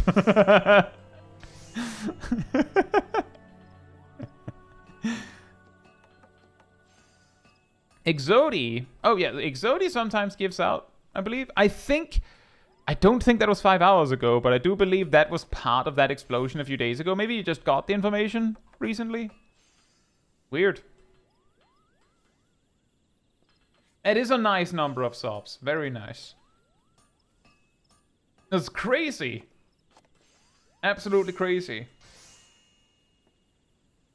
I think that was that right after we nailed the Thornton extreme, or was that after another Ramu extreme? The 60s have too many meme numbers. They have 2, right?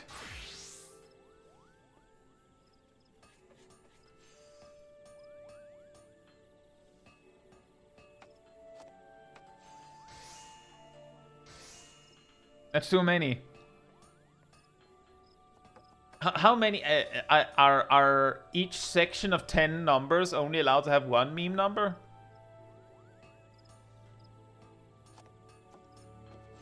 At least you don't have to tell people to put their hands down. 1 meme number per 10. Mara has decreed, guys.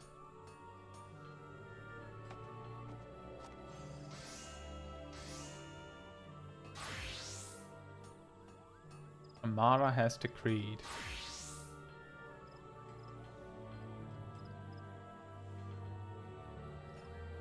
You know, it is also funny because the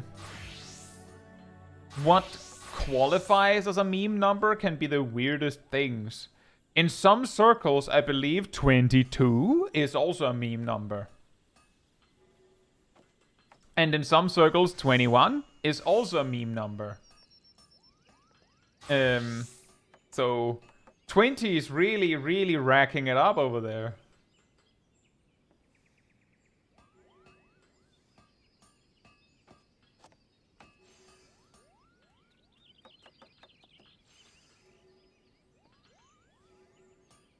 I know, Amara. It's all in good fun. It's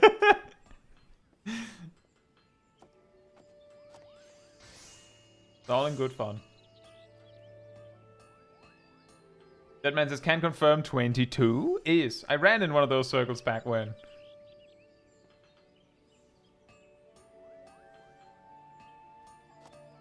I mean, the funny thing is that the meme usually comes from how it is set with those. Has to specifically be 21 and 22. Has to sound like a question.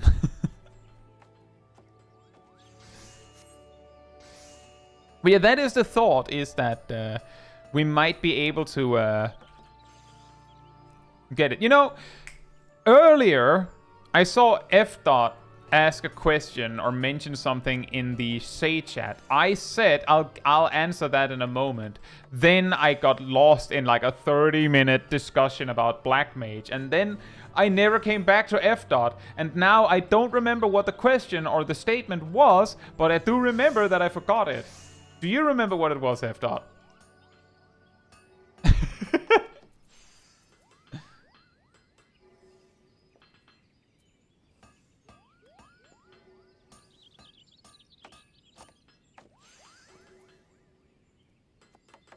Well, it should be somewhere in my chat, because I found the login message.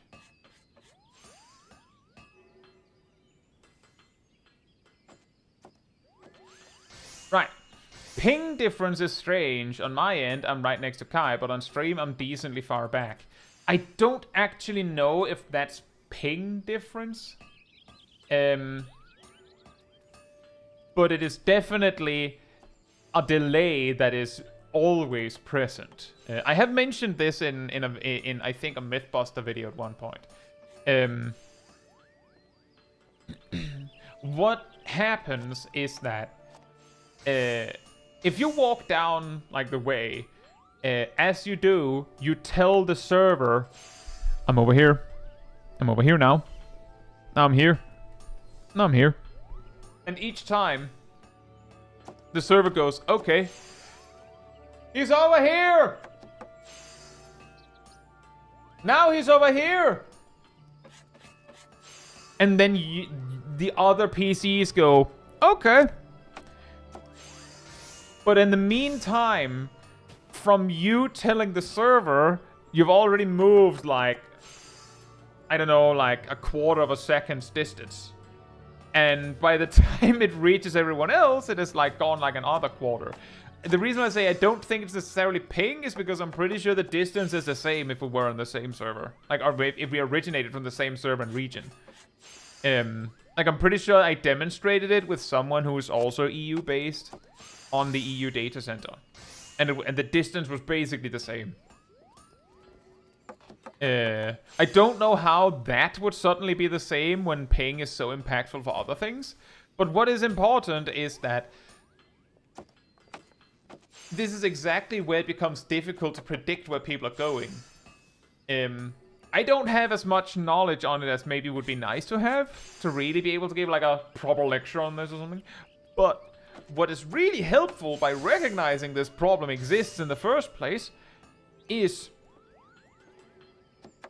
if you've ever been in that weird situation where you have a spread marker and someone else has a spread marker and you're trying to get away, like everyone gets spread markers, you're under their boss and you like run in a direction and someone is running on top of you and you're like, oh no, and you press sprint to try and run faster than them to like get ahead, and then you see them basically do the same thing, and why can't they see that they have to stop so that I can get ahead of them? But the truth is, if you're running on top of them, then one of you is probably ahead.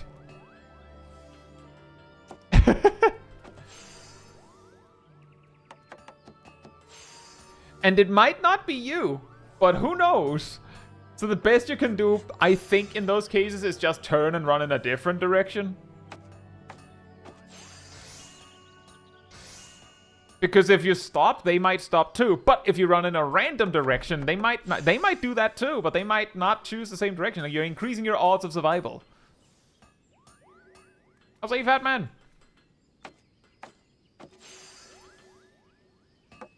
Ruka says, I'm kind of struggling to motivate myself to do 14 last couple of days. I just don't find much to do that's also progress. This patch is the ultimate, which I don't do. The cosmic stuff, which I will only do for maybe 1 or 2 days to get my part of rewards that I really want. And the deliveries, which is once every Tuesday. Yeah, I get that.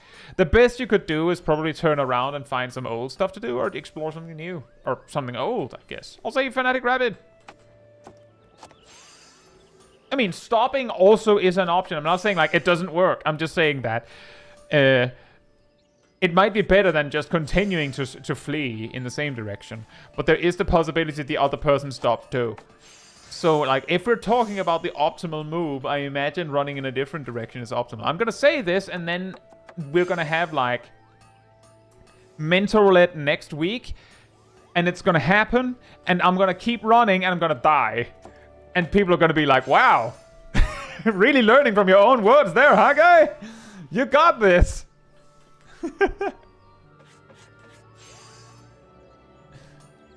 I'll say, Mandasi, hope you're doing well. And I'm glad to hear that. Thank you so much.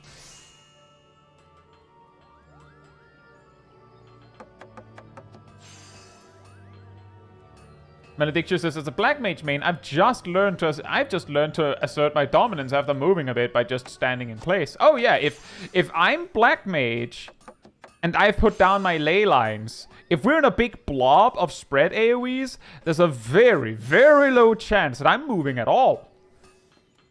I'm like, I mean, you all can do whatever you want, but I've laid claim to this spot, so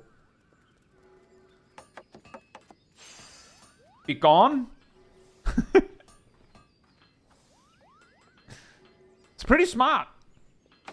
And the true utility of Black Mage It's the job that people have just unanimously accepted will not move for spreads.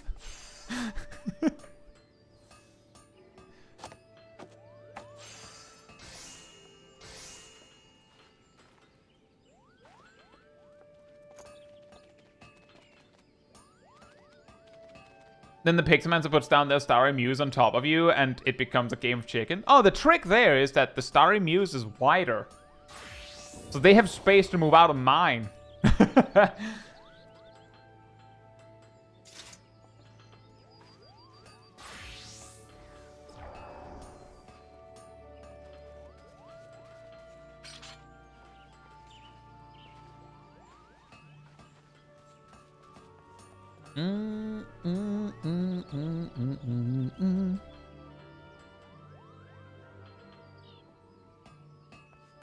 It works great for Kai until he's in a full group of pink raiders, in which case he simply accepts his death because it's funny. I mean, I could probably do that. But generally, it's a good sign when people know me in a party. Because then they're likely to dodge. They know that there's a high likelihood that they know that if I'm standing in a ley line circle, I'm not moving. That, of course, also means that they might just stand on me because it would be really funny. That's a nice Jan.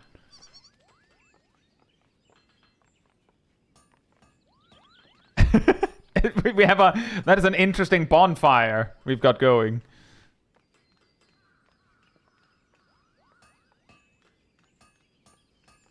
Make some time says, I had a red mage not move when they had the stack marker. Then at the last minute, gap close, one sweet rat out to them. They died. It was quite funny. Ah, well, make some time. I see the problem here. I see the problem here. The lesson that you learn here is stack markers go to melee range. That's the lesson. Which is to say, you don't go out to the stack marker unless there's an extremely good reason for it. Not unless the boss moves to the stack marker. If you stand your ground as a black mage or something in Narnia because ley lines and then a stack marker appears on you, you made your bed. Good luck.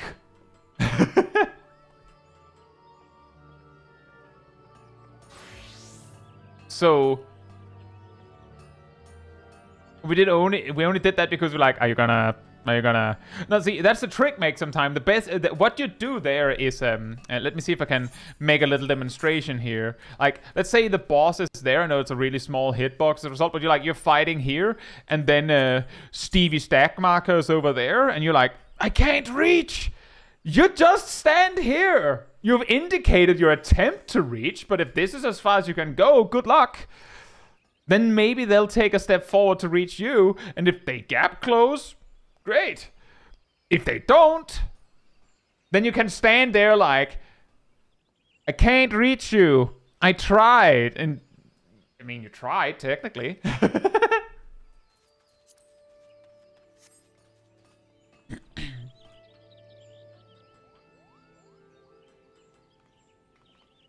Did that stack marker die out there? Yeah, exactly. I was a Frosty Trout. I reached the very final quest of AR last night. Crazy changing quality of those final cutscenes of AR versus everything before. I'm so hyped for Heaven's Ward. That's awesome, Frosty Trout.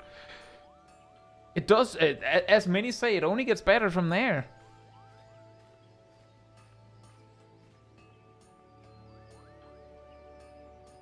How's the weather over there? Cloudy with a chance of one shot? Yes.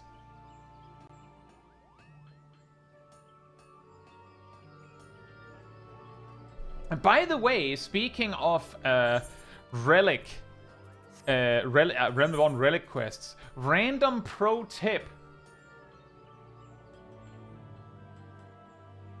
Random pro tip. I don't know why this one is folded out. I'm pretty sure I had folded it in. I think that normally remembered between sessions. Anyway, if you go and find the list of live quests you need for a book, you could just collect live quests for book steps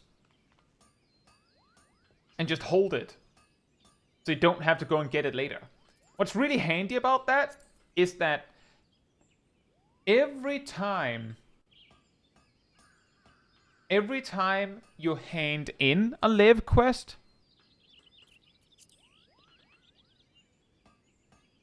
and every time a day passes, like the daily reset, I think there's also something about when you do certain content, the list of live quests offered to you will refresh. So, and this is important because some live mates, you know, the ones giving out live quests, will be like, I have like 4 quests to give you, but I will only offer you 2 at a time, at most. And when I say at most, it's because every time they re-roll the live quests on offer, they will offer 2 live quests, but one of them might be one you already have, and if they're offering you that one, then they don't offer you anything. Then they'll just offer you just the other one you don't have. So you can use your allowance and just do a live quest and that's re-roll. But what's really fancy about this is if you know all of the live quests you need, you can just, you know, go on a little tour to grab all of the ones that are on offer. Of course, make sure that there's enough that you can actually get the ones for your current book. And then pick up the ones you can. And then you do one of the tasks you currently need to do. And then you go on another, like, tour to grab the ones that are there. And you just keep doing that. And that can help you a bit with saving allowance. Is the 100 allowance weekly or monthly? The 100 allowance is actually the cap. You get 3 allowance every 12 hours, if I remember correctly. Or is it 6? Frosty Trust says, are live quests worth doing? No. I usually just ignore them, even though they're blue markers. Live quests are not worth doing. Not really. For crafters and gatherers, it can be good for XP. Sometimes a crafting live quest will have a good enough money reward that it is worth doing. Anyone heard about the coffee biscuits? If you have a decent one that you can, like, basically do quickly, where the investment is lower than the payout, then you can do that for a little bit of free gil. But aside from that, the only reason why you're doing live quests is for a few select reasons. One of them could be that you're a maniac that wants an achievement like these ones. Or you have, oh, I don't know, a relic weapon that requires you to do live quests.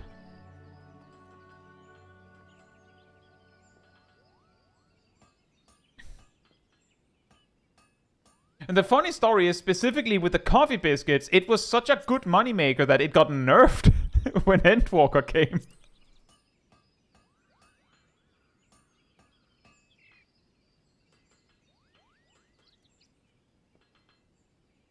I'm basically stuck at guild cap as a free trial player. What you can do is find specific things that might be helpful to you that you can buy for guild from a vendor.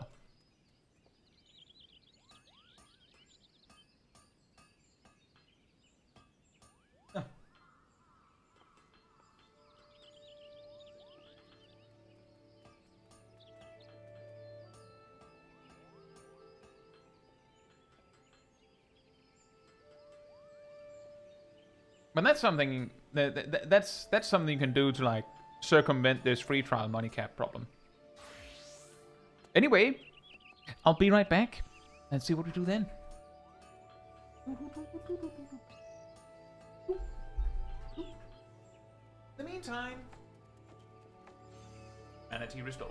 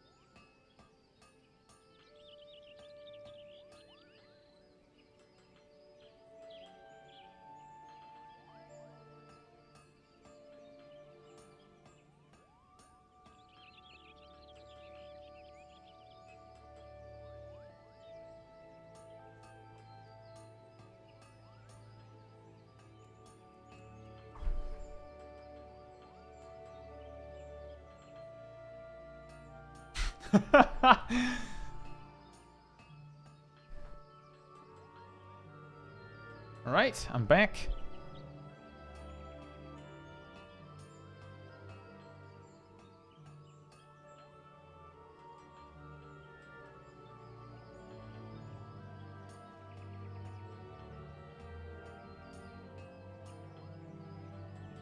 Wait, it says the tribe quests are long and usually not worth the reward, in my opinion. And when we're talking tribe quests, are we talking about the Realm Reborn ones or not the Realm Reborn ones?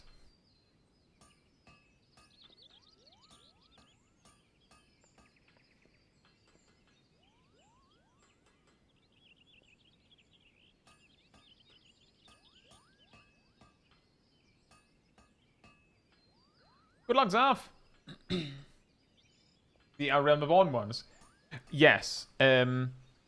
Tribes, you know, allied society from a Realm Reborn. The XP is bad. Most of the rewards are bad. Doing all of them results in a mask you cannot die and is kind of weird. And the mounts unique to these tribes are basically always on offer for Mock Tome events that are accessible to free trial accounts. So the moment a Mock Tome event comes, you can just get them there, and it's fast to get that way. So I will say the main motivation to do the Realm Reborn Allied Society stuff is because you can. I mean, it's a bar to fill. And if you like their stories, that's also fair. Yeah, there is a mask that you get. I don't know if I actually have it in my possession. I don't have it on me. Like a half mask? You can get some minions? That's true.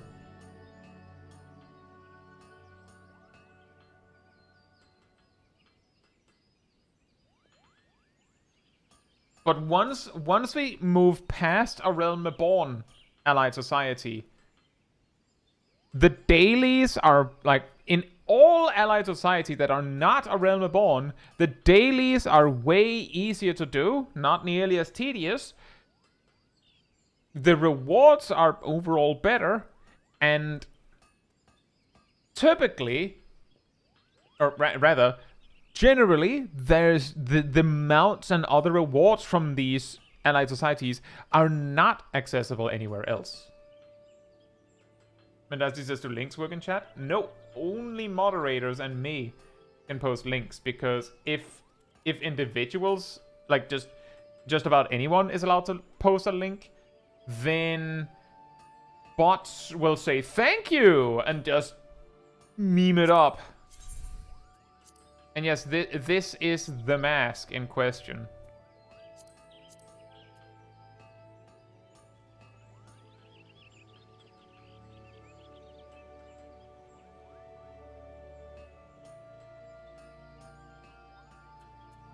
Quite something.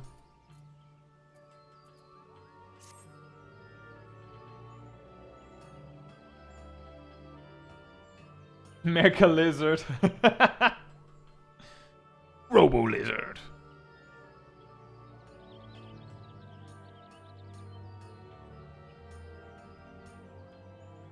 The Heavensward Allied Society mounts are bad? They're... I think the greater value is the emotes that we get.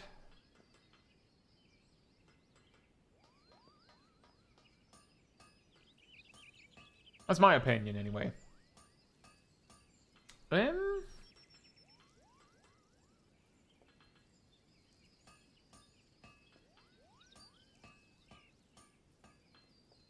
of curiosity, is Gazel in the crowd tonight? Still? Gazel was here earlier. I don't know if Gazel is still here. Because I do see that I have a clip from you on my notes here. You could check that out.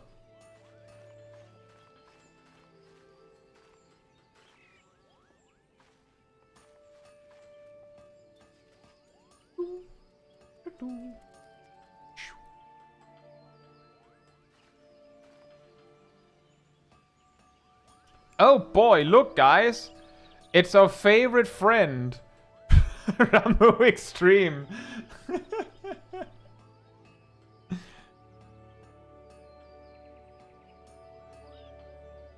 How did you land here? Was it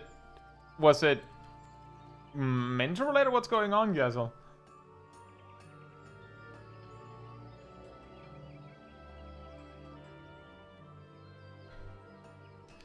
How many times do we need to teach you this lesson, old man?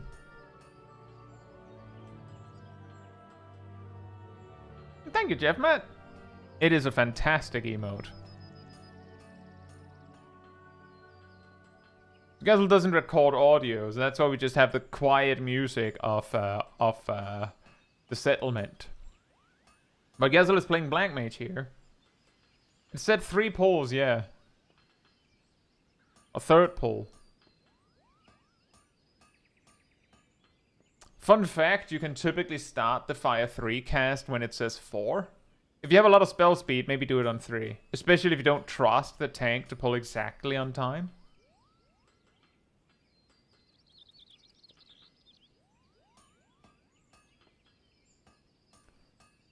Oh, that's a bad start. Oh. Amazing. So just real quick recap here. Just take this one again. So we have the Dark Knight as the main tank currently.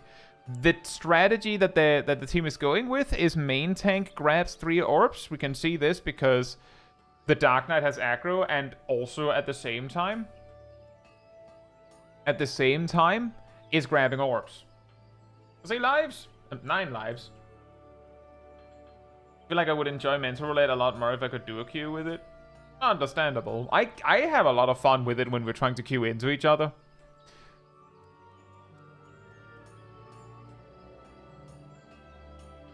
But because the Dark Knight leaned, I think I feel like every time I check it, when I test it, it doesn't work, but in practice, it does work. Ramu will target, like, one of his horrified targets will be a player that is far away from him. So if the Dark Knight, like, hard leaned back just before the cast, that would explain why he got targeted. Usually this happens when the tank is, like, out in the water to grab, and that could have been why the Dark Knight got targeted, because where did the first orb land? There, in the water. Dark Knight runs out. And there. The Dark Knight is like the only person in the water. So he is the furthest away.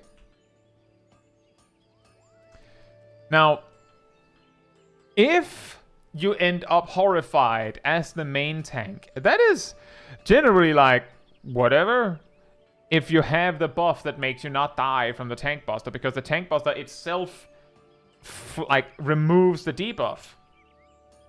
But the Dark Knight didn't manage to get that yet, and without intervention from other players, the Dark Knight will die from being saved by Ramu. And he needs, like, those, like that one extra leap over to this orb down here, or it will get real bad.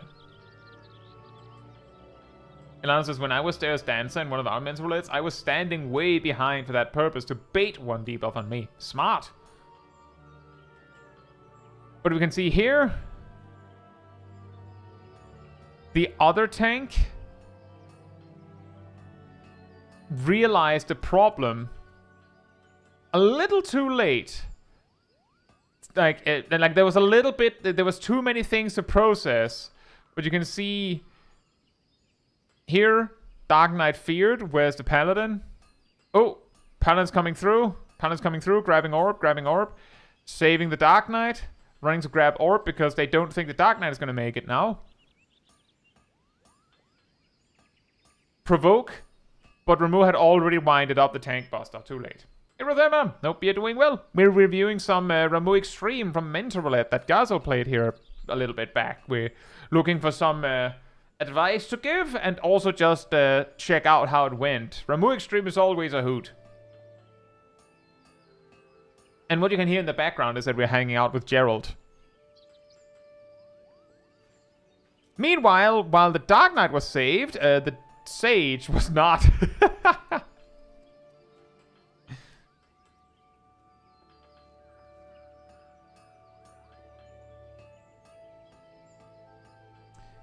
And the Paladin is now overcharged. So the key thing, for anyone that needs this information, the red debuff reduces the healing received from spells.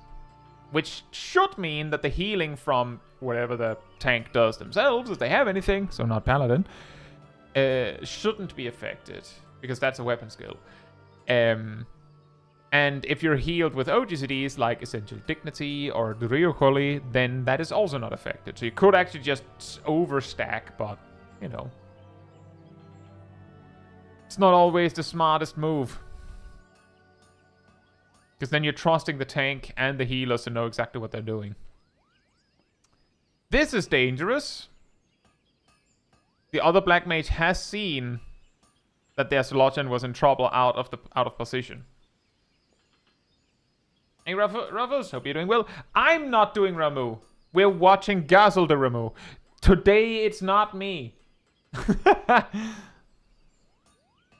That's a lot of orbs. Yes. Yes, it is. It does look like there's a tank switch here. So, the amount of orbs is important, because for each orb that is on the field, the circle AoEs do more damage. And this amount of orbs basically means if two circles are overlapping on a person, they will die. What Gazel could do here, mechanically smart, is swing the camera around and take a look. Where are the orbs? And if you're really, really smart, you specifically pick up orbs that are like, you know, kind of segmented away from the other orbs. You see the damage there? There's a lot of orbs on the field. Like, so you can leave like a cluster of 3 orbs for the tanks to grab, or for players to grab when Rolling Thunder comes. Like, there's 3 nice orbs. Like, actually, there's 3 nice orbs, like, in a cluster there, and there's another 3. You don't need that many! But you could just pick one. You could just pick a batch. How many orbs should be left on the field? Generally, I recommend 3, because 4 is not enough to do anything with beyond 3. Like, you need at least 3 to do something with them, so you should leave 3. And 6 makes the circle AoEs hurt too much. So the only time that you should have 6 is if it's like Ramu just placed those extra 3, and now he's using Rolling Thunder, and the tanks are about to tank switch. Like, those are situations where you're like, taking in the situation, like, okay, there's a tank switch coming up, I can see it on the debuff, and I haven't seen Rolling Thunder for a bit, so we'll need to deal with that too. Then you leave 6 for a little bit. But you generally only leave 3, because Ramu, somewhat naturally, just by virtue of how the fight goes, you will typically alternate between needing 3 orbs for a tank switch and needing 3 orbs for Rolling Thunder. And then if you don't have if you haven't had to deal with Rolling Thunder, then you have the ability to, you know, grab an orb. But yeah, it hurts too much if you leave more than 3. Oh, well, 4 and 5 are typically okay. It's just 4 and 5 doesn't do anything. But aside from that, this looks pretty good. I'm impressed how well the team handled having, I think, like 12 orbs at one point, I think. I think I'll have to just rewind real quick to actually take a moment to see what Gazel is doing. But I don't think there's that much to talk about there.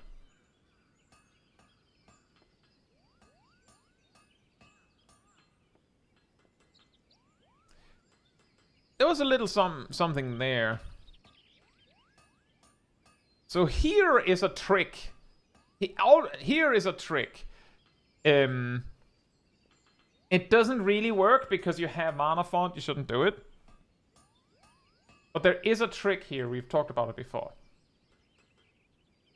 Now after the explanation, I feel like I wasn't doing much. You were very focused on doing your attack rotation. You could have helped. But the thing is, it mostly stood out because no one else did anything about it too. And if other people were doing the orb management and you helped too, that could be disastrous itself. So don't worry too much about it. So the trick here, I think I talked about that on a recent stream. I think it actually was on the recent Mentor Roulette stream. This is one of the positions I mentioned. You have enough MP for one Fire 1 or a Flare, but you just got Firestarter. Option 1 is you cast Fire 3 and then Fire 1 again, gambling that you'll get another one. Option 2 is you cast Flare so that you can skip the possibility of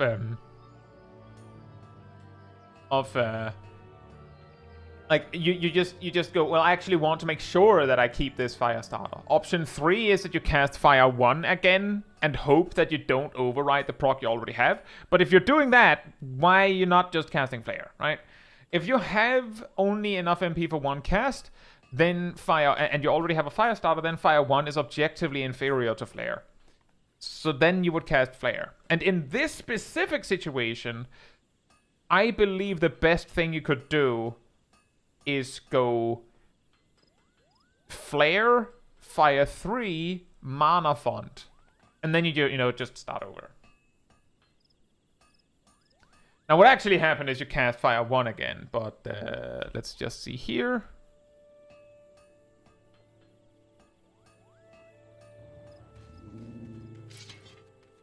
It didn't give you a proc, so isn't it better if you get another F3P? Yes, but here's the important bit, Jeff Matt. Gazel knows in this very, like, exactly at already here, Gazel knows that when MP hits 0, he wants to use Mana Font, which requires a weaving window, which means that Gazel really, really wants to make sure that he has an, he's gonna use Mana Font anyway, right? If the last spell he cast is Fire 1 and he didn't get a proc, then he'd use Mana Font anyway. But if he has the option of holding a Firestarter like this, then it would be better to do that so that he can instant cast by 3 Mana Font. He knows that he needs an instant cast to optimize right now. So that Firestarter he gets right here is a lot more valuable than the gamble of just sending it and then casting Fire 1 again. At least for, like, optimizing for the average case. On average, you're not getting another Firestarter because the proc chance is 40%. The odds are against you, so you're risking it. But if you get one, great. Big ups, big upgrade, better damage. But it's a risk. I was kind of panicking that the Paladin ran over and I didn't notice a Dark Knight. Yeah, you were probably getting distracted. Weaver says, for Rolling Thunder, is there a convention for which player soaks the orbs? In a random duty finder group, no.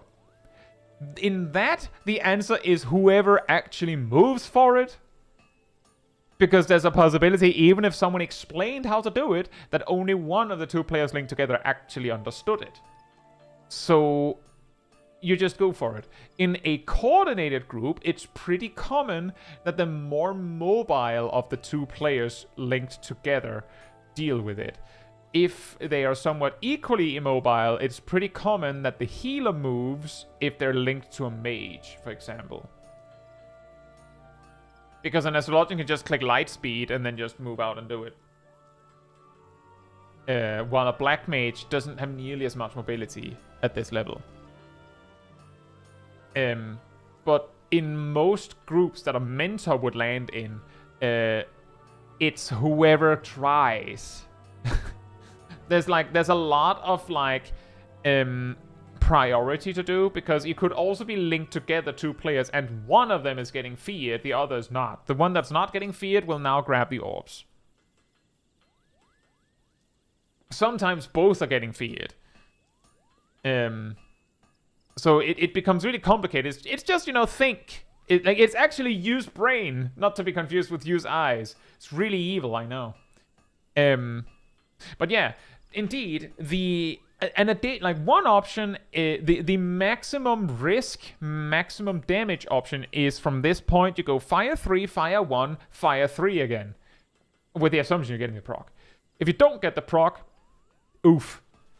Option 2 is you just go straight to flare, fire 3 mana font, and then you just do another fire, astral fire state.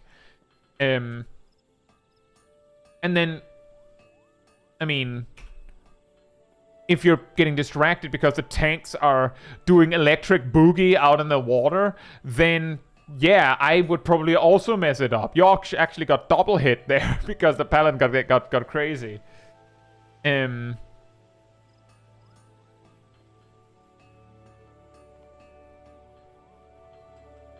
So there's actually another example of risk mitigation versus optimization.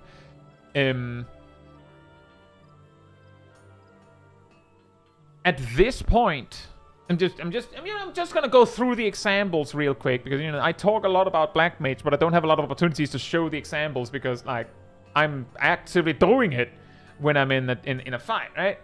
But here we have some footage to actually point it out. From here, you can again cast Fire 1 or Flare. Fire 1 is the risky bet. If you get the proc, it's better damage. Actually really good right now because you have Swift Cast. I would actually say if Swift Cast is available, then the upsides outweigh the downsides. If you get the proc, it's really good.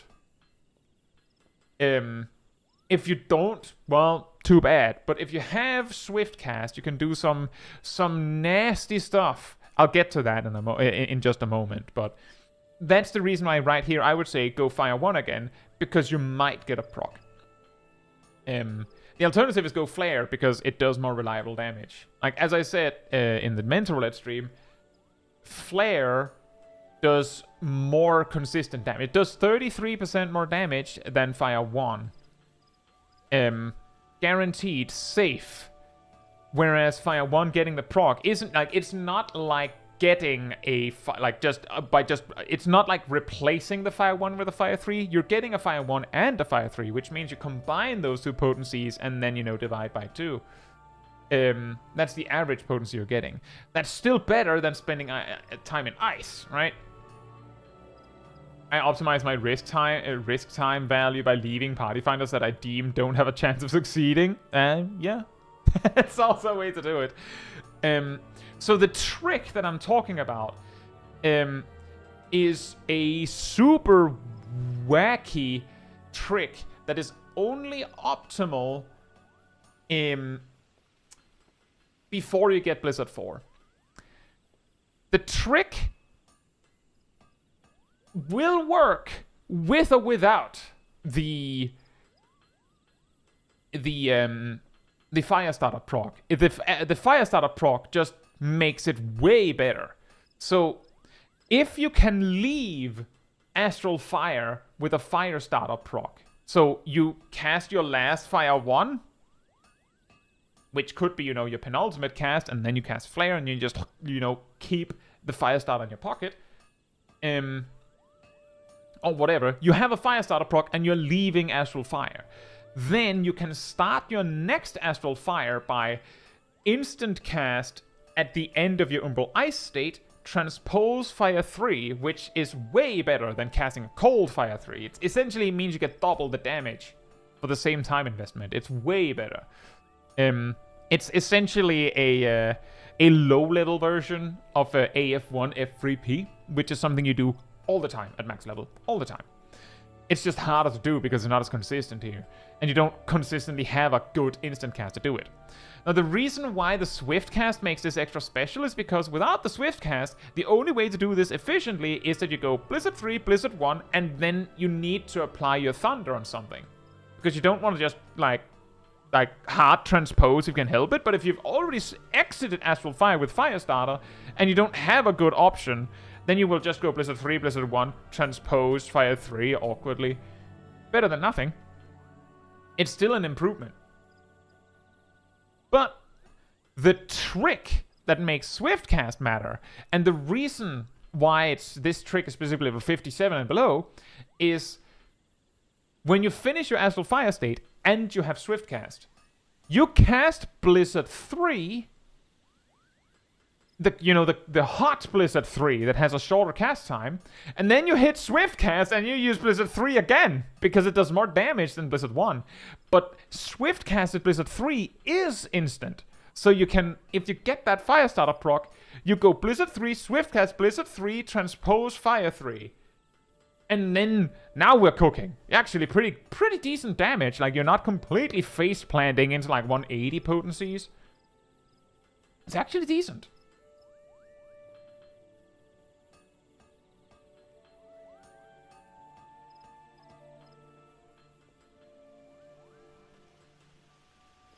So that is my suggestion. And yeah, you can also see there that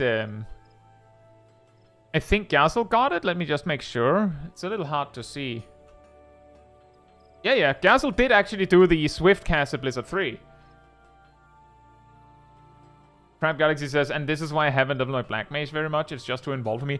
Oh, that's a shame. I just wanted to let you know that you don't have to do this. Like this kind of jank that I'm saying. The reason why I'm saying these things is because I know Gazel is very good at the game and very good at like, can do the things on Black Mage. So, to give Gazel advice on rotation for Black Mage, we gotta pull out the big guns, right? We gotta actually go, well, here comes the weirdness. Here comes the cook. Because otherwise, like, I'm pretty sure Gazel knows exactly how to play normal Black Mage at level 50.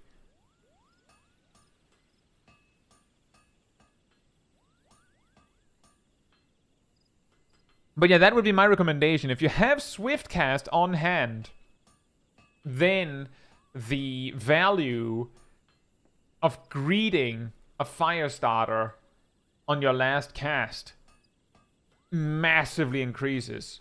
Because it's basically free. And yeah, if you don't get it, you don't get it. You're still gonna go Blizzard 3, Swiftcast Blizzard 3. And you take it from there.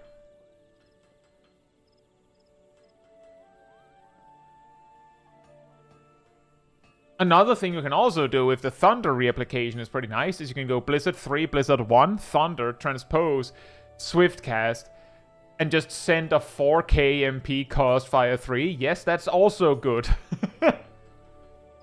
Everything that you're taught is bad is actually good. You just need to you just need to have big brain, and then suddenly it makes sense anyway.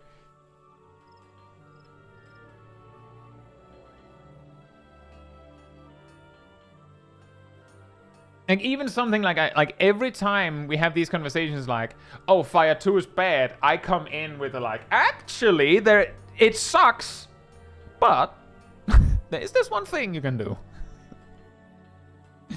So, yeah, Black Mage is heckin' weird. It's going to be interesting to see how much of current optimization is going to be totally rewritten by Evolved Mode. I'm gonna go out on a limb here and say, I think I will actually put my chips on Black Mage might not have Transpose in Evolved Mode. That's where I'm putting my chips. Don't need my chips. They're like, you know, gambling chips. You'll hurt your teeth.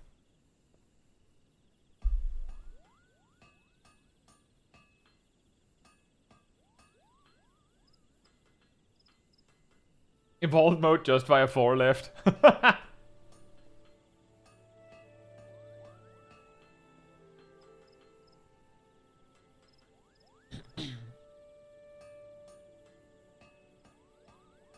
I did make a sort of a suggestion on how they could do it, but at least what I would be disappointed if Evolved Mode doesn't have some sort of context switch that means that you can use the same button for most of your fire and ice spells. I'll be disappointed. if if they don't do something like that. Eternal Chronicler says Evolved mode bet, Paradox applies transpose. Applies transpose? Like, you mean... I assume you mean you use Paradox to switch mode. That... I could see that, yeah. Yeah, I could see that, yeah. Like, it's pretty easy to get stuck on this, like...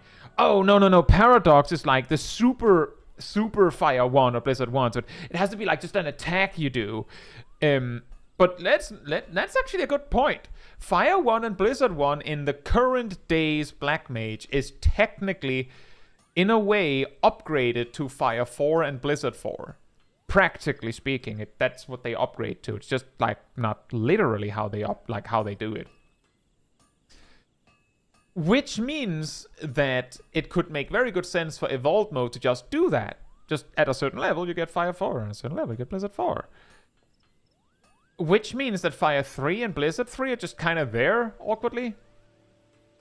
But they could totally do it so that Paradox... And, I mean, it's the Fire Ice spell. It's the perfect one to do it.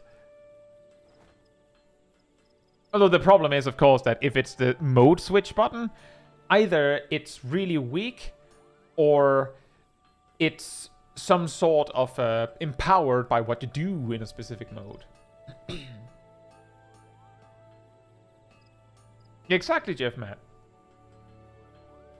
Pretty funny when they introduced this concept in Dawntrail that you could choose to merge buttons together. In certain cases, like Goring Blade goes under Firefly and things like that. I was convinced that they would do something like this as an option to merge specific buttons. And I was certain that they would do things like buttons like Despair and Umbral Soul that are mutually exclusive in the same way, in a way. Flare and Freeze, and Fire 4 and Blizzard 4. Like, a bunch of those that you can just merge together. But they didn't do that. If so, what would be the purpose of Fire 3 and Blizzard 3 in standard rotation be? I mean, Gazel, what I'm saying is that in Evolved mode, they would just make Fire 3 and Blizzard 3 upgrade into Paradox. And Evolved mode would be a whole different job, in a sense. They just don't, like, they just upgrade into Paradox, and then that's it. Reborn Black Mage will presumably still have the same old.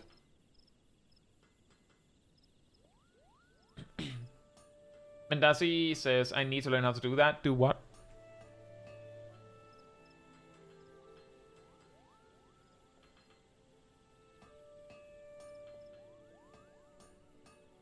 Do what?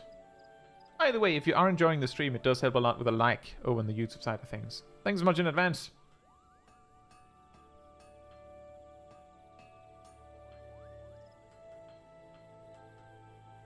Merge buttons. Oh, the good news there, Mendazi, is that the buttons that can be merged are generally merged by default.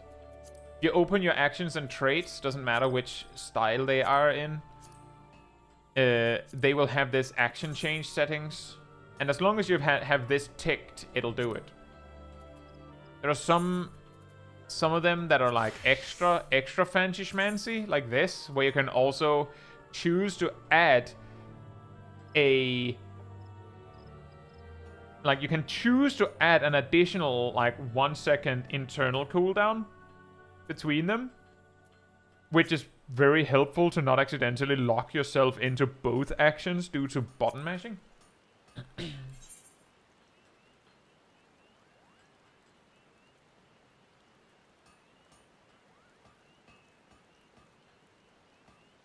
Gazel says, we saw the button merge for B4 and F4 and Umbral Soul and Despair in one of the pre-DT live streams, but didn't get it in the actual release. Did we actually see that? Because I feel like we saw that too, but I don't remember very many actually mentioning it, so I feel like maybe I made that up.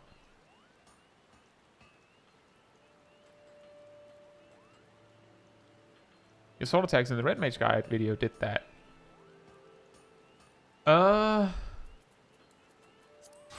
I think that's just the AoE combo. Ace Magicon says, I believe the media tour had it. Why did they not do it live then? Why did they not send it to Why did they not push it to production? What? Why can't... Yoshi P, why are you hogging the merged buttons? Come on, man. You can't do this to us.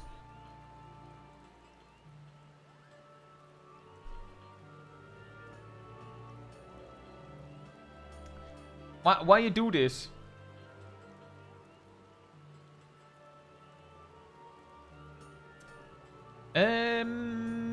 Right. While we're on the topic of clips, is Yannick still here? We could check out that that Bros run. I think it was. When are we getting Kai at a media tour to ask these things? That is a fantastic question. I don't have the answer for you on that, Bertolcon. And if I was invited to the media tour, I believe... I don't know anything about this. This is a guess. And it's not me being like, well, actually, I was invited, but I can't tell you that. I haven't heard anything about this yet. But if I was invited, I'm pretty sure it would have been added with like an attached... You can't say that. By the way. So you would learn about it when suddenly after the fact.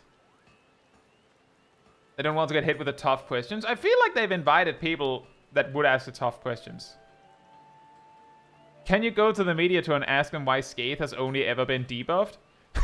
You know, if I had the opportunity to ask a question, ask a few questions, that would be an amazing starter.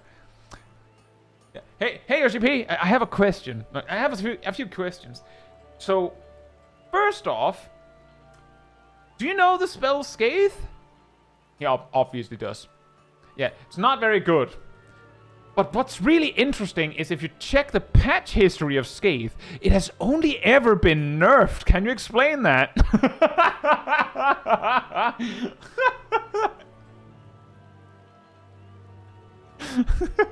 I think that would... I have a feeling that could get a laugh. Like... Huh. It means questions and answers, Lockfan. So people ask questions, and then we talk about it. Yes, next question. Luis, what chaos, Lockfan?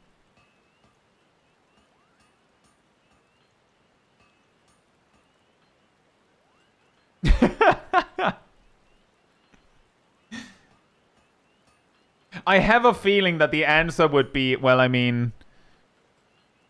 It hasn't really been part of high-level rotation for Black Mage, so it doesn't really make sense to, like, balance change it much. Like, it doesn't really make sense to buff it, necessarily. He might... it wouldn't surprise me if it came into the,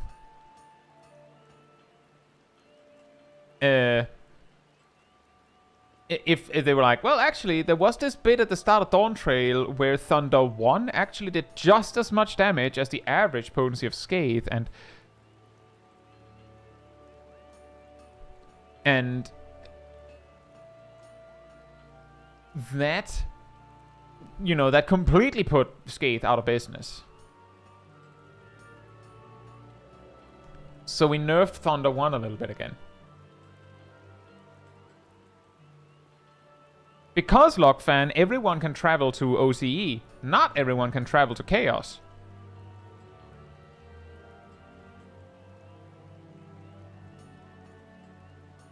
He might mention something like that. But then...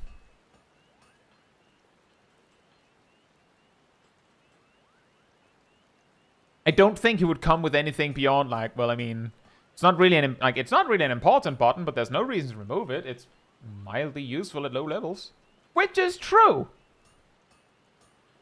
It's just, you know, the moment that you start looking at Scathe and going, what's the point of this button? You're probably skilled enough that the answer is there is not a point to this button.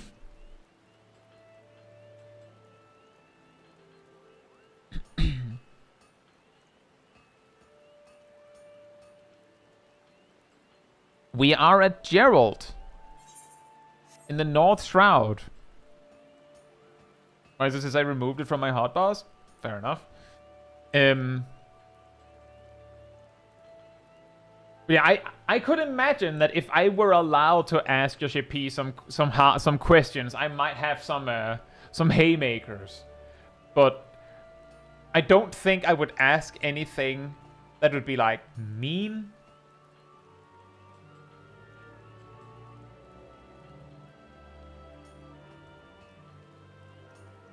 Because I'm just saying, Scathe existing in its current state is kinda... It's basically the same as the problem with Physic, where I've heard that supposedly the reason why Physic is still a thing for Summoner and it still scales with Mind is because it's funny.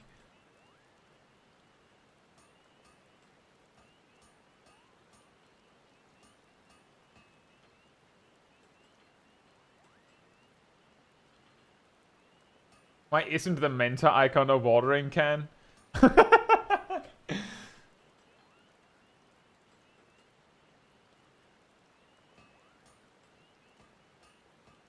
That is a good question. Wait, actually what, Deadman?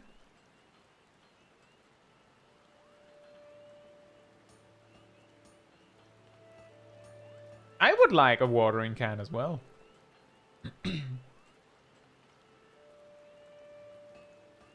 Oh, yeah.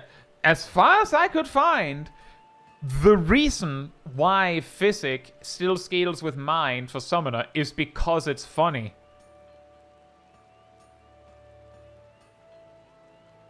As far as I could find. It's not... Oh, but it's the same button, so... I mean, if they changed it to Intelligence, then Scholar's Physic wouldn't work. They have different spell IDs. They literally have different spell IDs. If you were to go, I don't know, go over to Summoner here, and then like grab Physic and put it there, and then you switch to Scholar, then you can't use it because it's a Summoner spell.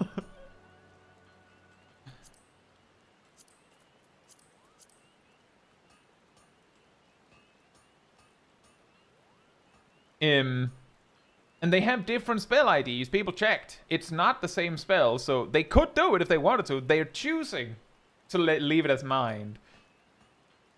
And you have to admit that it is a little bit funny. Right? It's a little funny.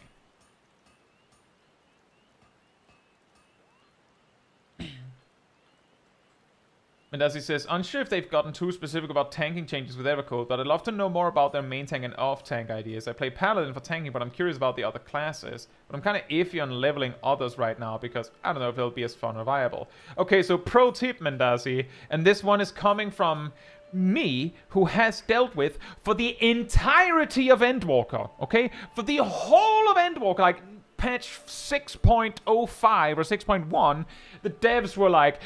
We're remaking Dragoon and Astrologian, guys. We're reworking them.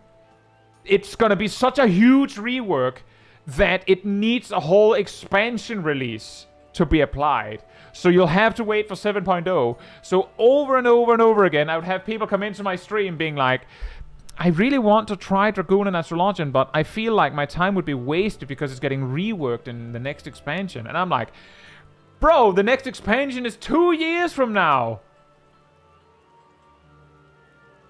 And furthermore, when the rework finally happened, they made Dragoon slightly easier to play, and they reworked Astrologian's card system, which they have done every expansion since Astrologian has been implemented, in some form or another. Which is my very kind way of saying, if you don't want to try the other tanks because they might be changed in a way you don't like, then you can't play any job, not even the Paladin you're already on. Because that one might get changed too. Just play the jobs. And that's good, Mendasi, because the frustration is comedy. It's meant to be funny. It's not meant to be angry.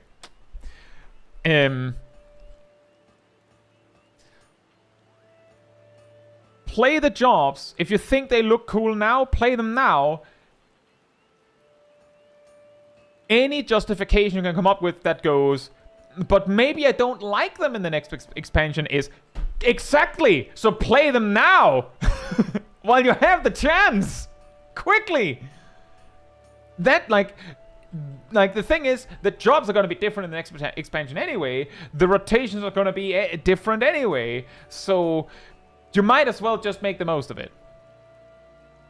Because this is an MMO where things change.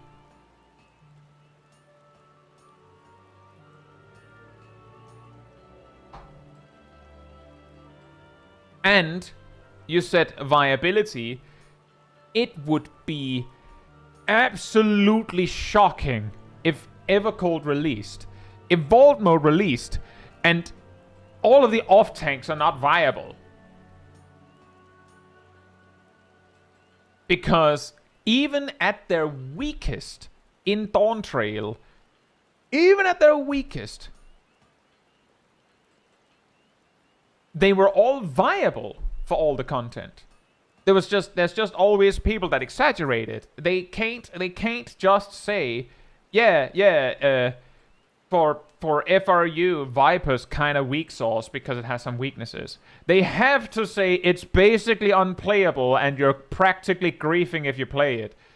Even though it can clear FRU just like it's fine, it can do it. We have statistical evidence that it can. And it's probably fine. The least viable jobs are still viable. The only time where it starts to become a problem is if you want to be like a world first racer or something.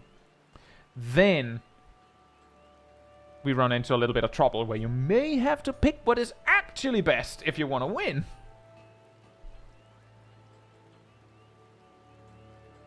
And yes, as Metricon says, if you look at a job and go, oh, that looks interesting, but should I get invested? They might change it later.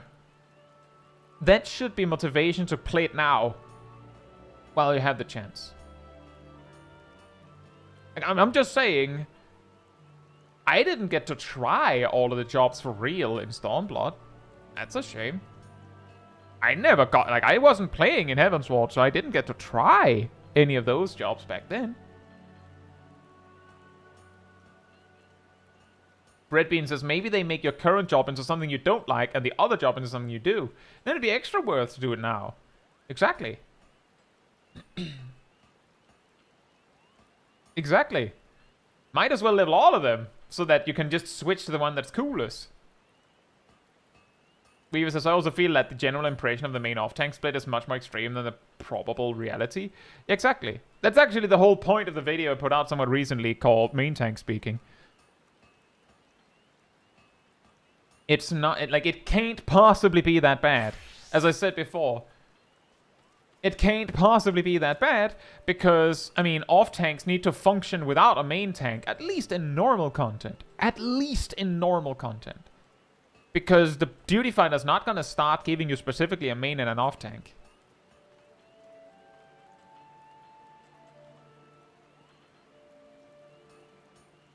And the off-tanks also need to function without a main tank. And based on what we saw in Paladin, we have to assume either that that's a work in progress and some of those buttons are going away or replaced with something else.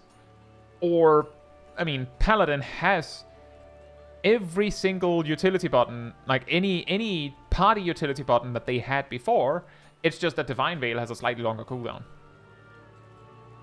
So unless Warrior's rolling up with a 30-second cooldown reprisal just to dab on Paladin and suddenly shake it off is also 30 seconds, but maybe slightly weaker, then I don't know what's happening. I don't know what they're gonna do. Maybe off-tanks also give themselves some mid when they give someone else some, when they give others one. I don't know.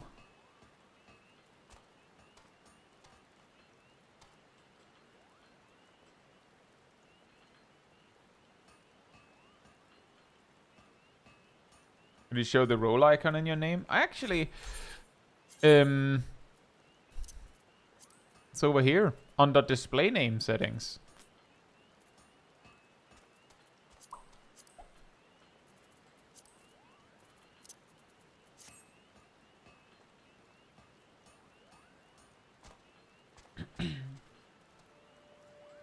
Deadman says, this person I procced FRU with on multiple occasions tried to get me to swap off Summoner because it doesn't do damage.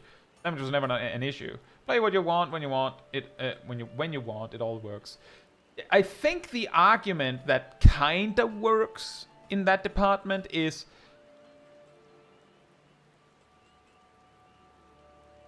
a job that can do more damage might make some DPS checks more lenient, but if you're not having trouble meeting the DPS checks, then someone having a rest is probably better than having a Pictomancer. The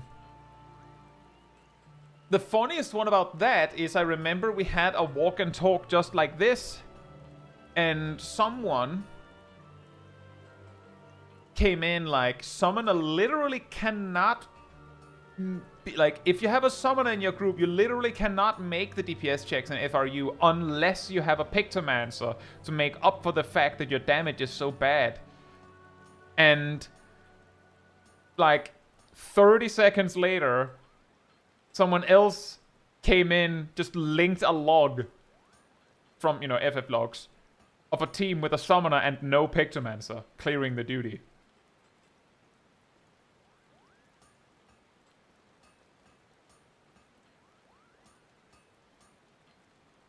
Like, that is the exact reason why you don't exaggerate your points. Because it's really easy to like, prove it wrong.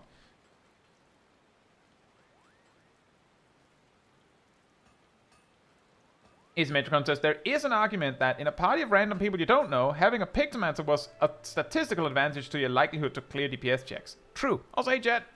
True. It's also like, I've talked about this before, that the fact that all of the jobs are good enough that you can play whatever you want and it is all viable doesn't matter the moment that, like, everyone becomes, like, just blank faces and numbers. If you're doing Savage Prog in Party Finder, unless the leader knows you, you are Mr. Nobody. You coming in swinging with, no, I know what I'm doing with Summoner, is all well and good. But if their perception is that an okay Pictomancer is better than an excellent Summoner, then they have no reason to believe that you are an excellent Summoner, first of all. But even if you were, they'd rather have a decent Pictomancer. I don't believe it's that bad now, but it's just that was a classic example back, like, a while back. And it basically, Summoner is stand-in for weaker job, and Pictomancer is stand-in for stronger job. That's what it's about.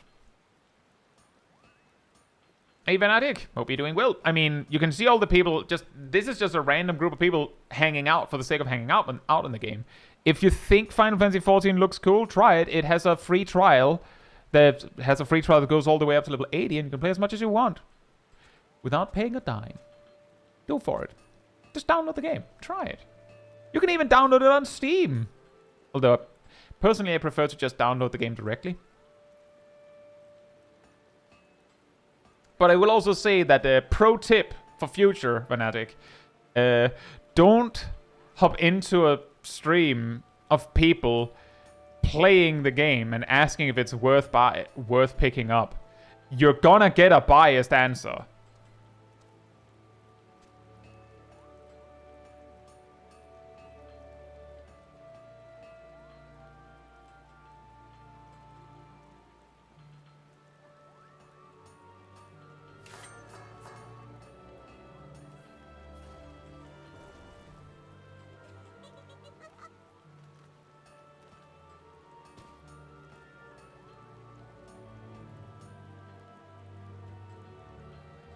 That is surprising, Fanatic, but just the same is that not everyone will do that. So it's a really hit and miss whether you're gonna get that experience or not.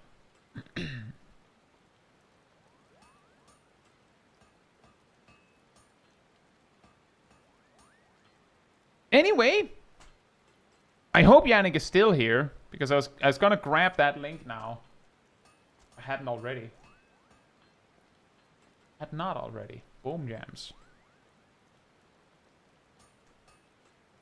And Yannick is of course the machinist. I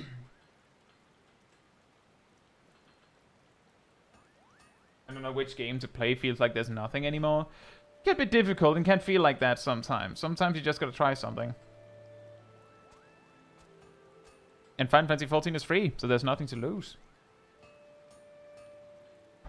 Other than time. Well, it's free to try, but the trial period is extremely long.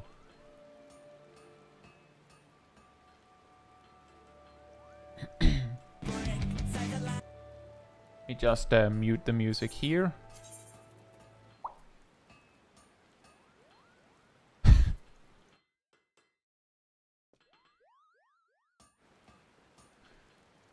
I think I have to just mute master because the bonkening is happening. Does this song get you tagged? No! I was muting the music in game so you didn't have to listen to both quiet ambience music and...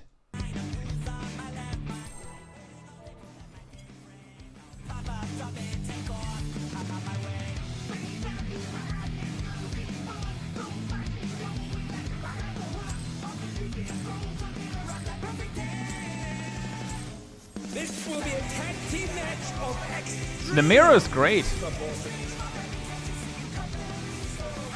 And we have a Yannick over here on Machinist.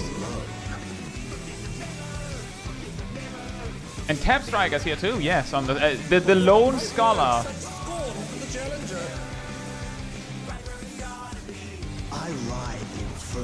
So just to be clear for anyone that is not exactly a Savage Raider, this is, you know, Savage, but they've decided to do it with one tank and one healer, which means that we're gonna have some crazy high damage.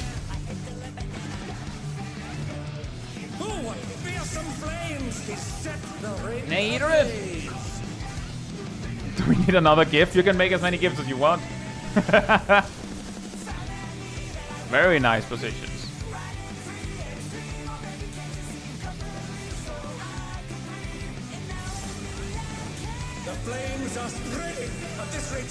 And yeah, it's a continuous project by Cap Striker.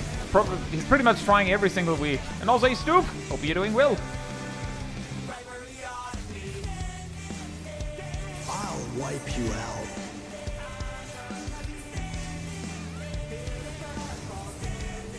Hey, save some fun for me.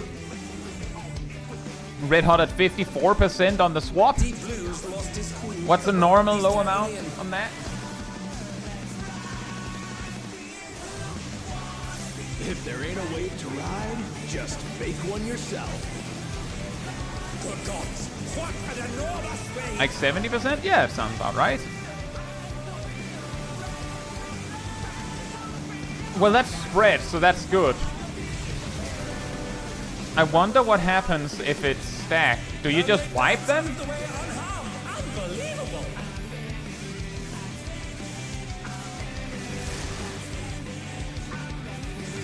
Or do you just hope?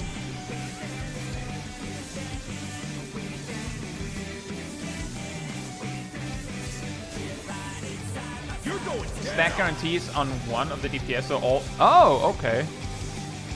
That sounds really tough for the Scholar. Let's do this together, bro. Both brothers have entered the ring. Oh, that's grounds for disqualification.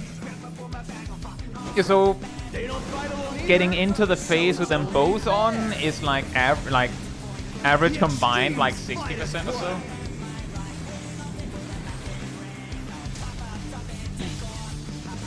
How do they handle when both of them on stage? Does the tank handle both at once? Yes. Well, for now he has to, right? He's gonna get punched. It seems the referee is allowing it. It's double trouble for the challenger. Yep. It's possible, but it's gonna hurt a lot. And now we split the groups.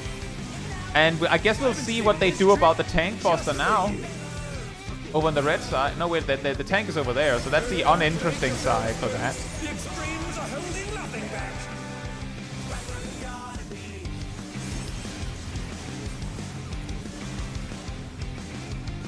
The DPS squad over here really are relying on outsourced healing. What do we do for the tank buster? Oh, the tank has swapped. Fantastic. Very smart. Yeah, that works. Yeah.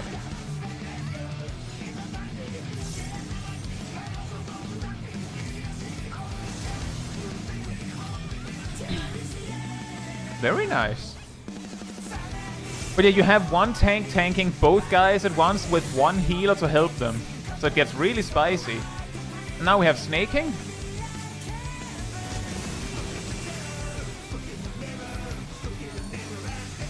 Which again, it's not too bad because the bosses don't actually spend that much time auto-attacking. So far this looks normal, but yeah, I was thinking, what do you do about that?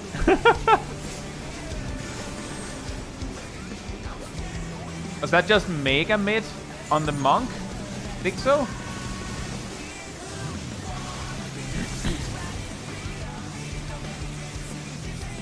Feel the burn. You're going down. This whole bit is actually pretty nice because once they've labeled you in your teams, you're pretty fine.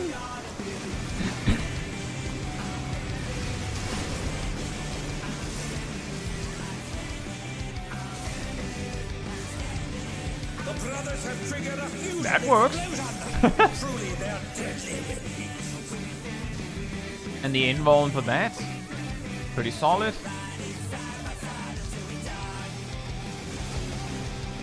Are they gonna swap health now? Is that not now? At 24% as the bubble phase begins. And we send the Black Mage and the Scholar in.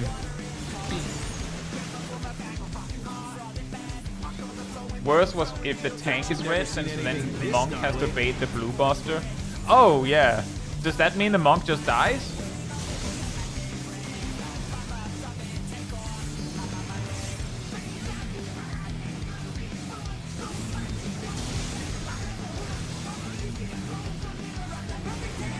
Ooh. Oh! That's a spicy dash timing. Barely lives if all goes well. Ah.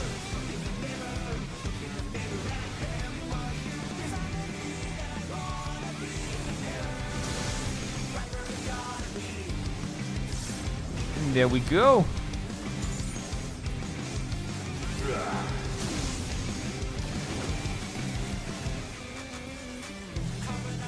About 20%, 19, 18,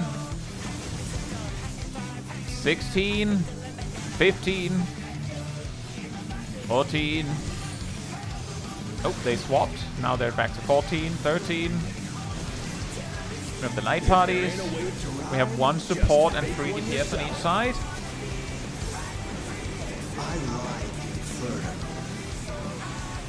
That makes sense. It's gonna get real spooky because it's so you're using so much space that you can't really reach across very easily. Oh, the Black Mage went down. Here comes the stack mark. Oh, the stack mark is sort of random. Wait, what?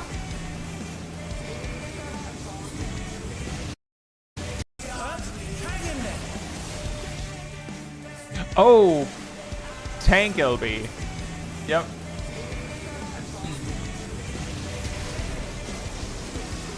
Used it. Well, it couldn't have been invuln because the invuln was used earlier. And it's a paladin. So at that point, I don't think they get 2. And that's it. That's all she wrote. No extreme snaking because they're dead. I think.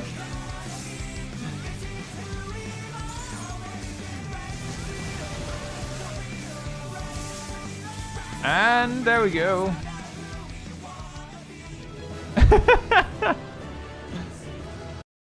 That's how you do it. That mechanic would be really difficult because we'd have to spread out on a specific. We can't just like we have 2 tank bosses at the same time. What are we gonna do? And if someone dies and it basically like dominoes into a wipe, what do we do then? Just push damage? What are you talking about? Just do the damage. Just do damage, SMH. It's that easy.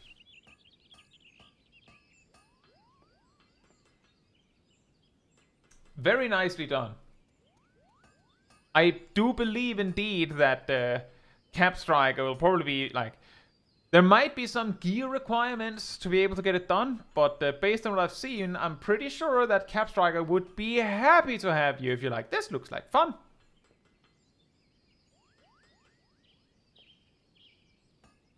Kenneth was covering the Scholar. Why?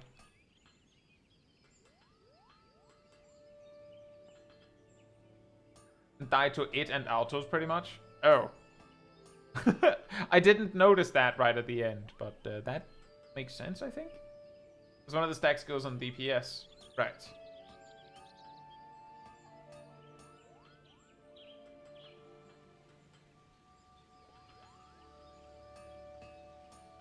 And as he says, if only this music could be used in whatever that new Crazy Taxi game is turning out to be.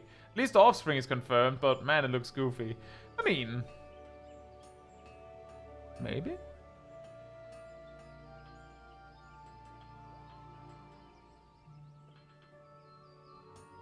One of the stacks goes on DPS, so you can't have people stack with the Scholar. But didn't they show the stacks there? Or did you mean an earlier mechanic?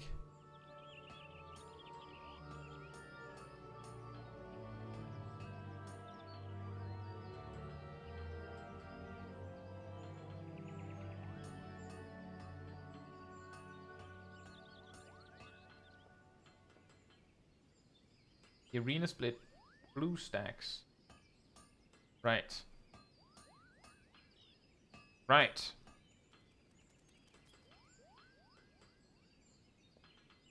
Yes, indeed. But yeah, the science.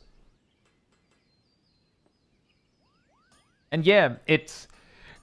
because of the way a lot of these mechanics, you know, will target, you know, 4 supports or 4 DPS, or it'll target in a specific way, or you need to split up in a certain way that you can't if you have an unusual comp.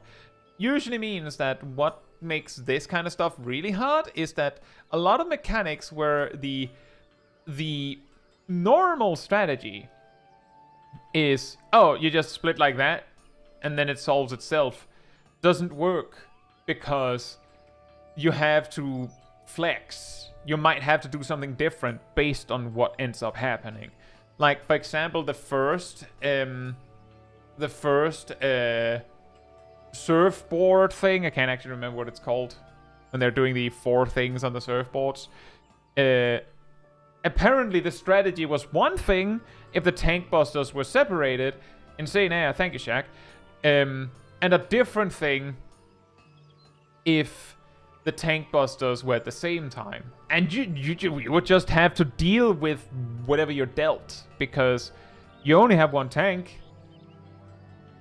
But at the very least, you can control who gets hit by the attack. So you have some access there. And it's just one example.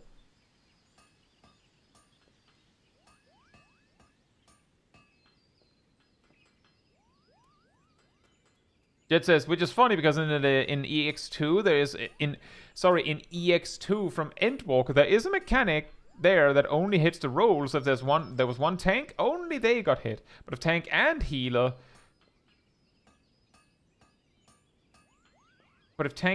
they took the second tank buster.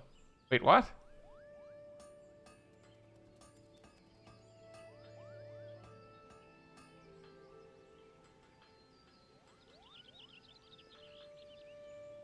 If you have only one tank, only they got hit, but if you have a tank and a healer... So, I mean, if you don't have a healer, then they don't hit anyone with the second hit. That's really weird. That's really weird. We'll hit supports.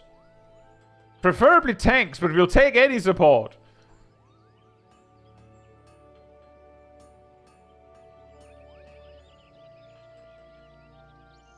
I think that's interesting. That you have to, like, think on the fly for such a mechanic. If that is something that you're in... Like, if you're interested in getting better at... Like, I know that really random aside to that. If you want to get better at blind progging stuff, then in a really weird way, this might be a solid step into that without going, like, full blind. Because instead of having to deal with, we don't know anything, so we'll just have to figure it out as we go. You know the recipe, but because of the janky party comp, you have to think on your feet when the mechanic actually happens. Fantastic, we made it then, Yannick. Have a nice evening.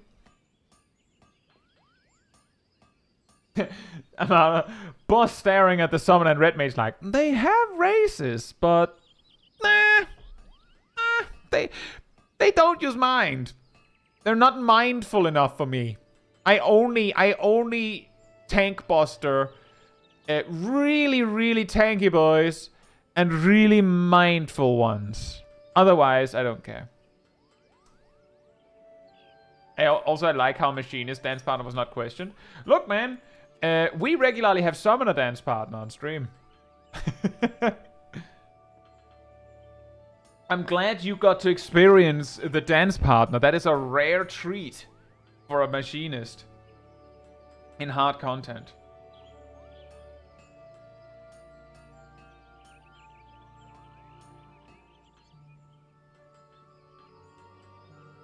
But if you told me that the reason why you got dance partner was just to be funny, then it also wouldn't surprise me.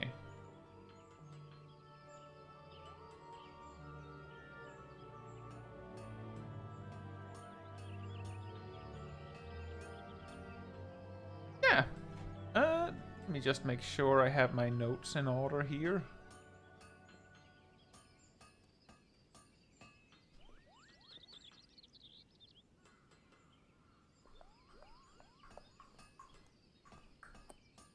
Oh.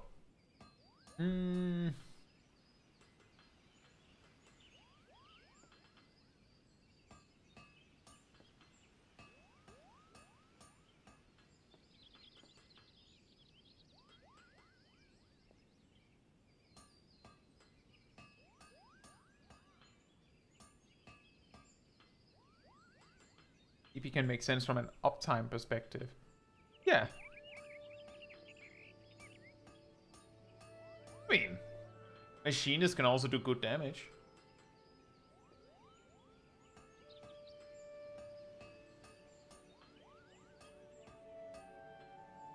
It's also possible that machinists just happen to scale better with the random opportunities for damage. I don't know. I say it that the biggest problem machinist has is not so much its damage potential, which is, you know, it's fine.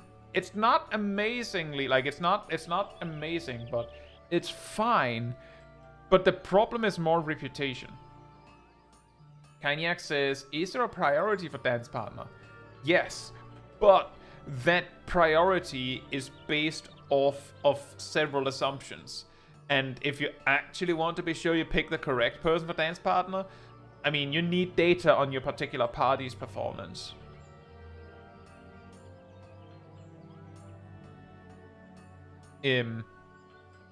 But certain jobs are known, like based on simulations and data, that this job makes the most of the buffs, so you should give it to them over these other jobs. But if the person you have isn't playing into the buffs well enough, then that doesn't matter. Or if the assumptions being made don't apply.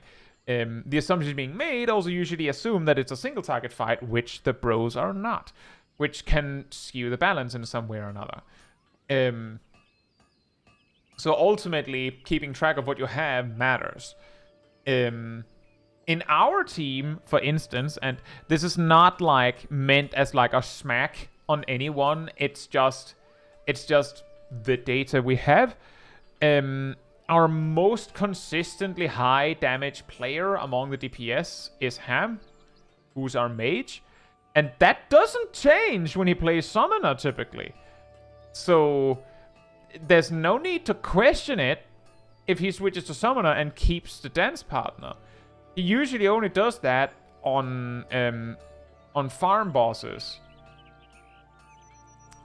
And again, I'm not like, if you did it on prog, then it would be a different story. I have said before that I don't believe that we demanded that Ham had to play Pictomancer. I think generally that you play Ninja on the times where Ham plays Summoner Shack. Which of course also plays into it. And I think it's also that because it's on farm, Aradol usually just gives dance partner in the direction it usually goes, and then don't realize that, oh, it's a summoner. And then we clear the boss anyway. Naomi says Picto was Ham's own preference at the time. Yeah, yeah, exactly. I'm pretty confident that that was the case. Because I at least do not remember demanding that summoner was not allowed. I don't believe that was a thing. I don't believe Ham has claimed that it was either, but mentioning it because some teams might have been like, no, you're not playing Summoner. We don't care. We do not care. We just want a somewhat balanced team and then we're good. And we'll try and it'll take longer because we decided to do a comedy routine in the middle of a prog poll. It's funnier that way.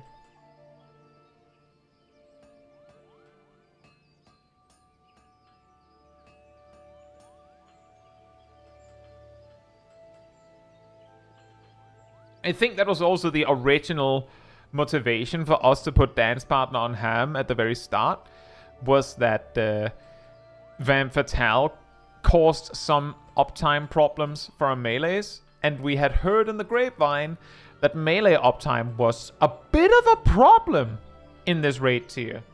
So like, why not just let the ranged have it?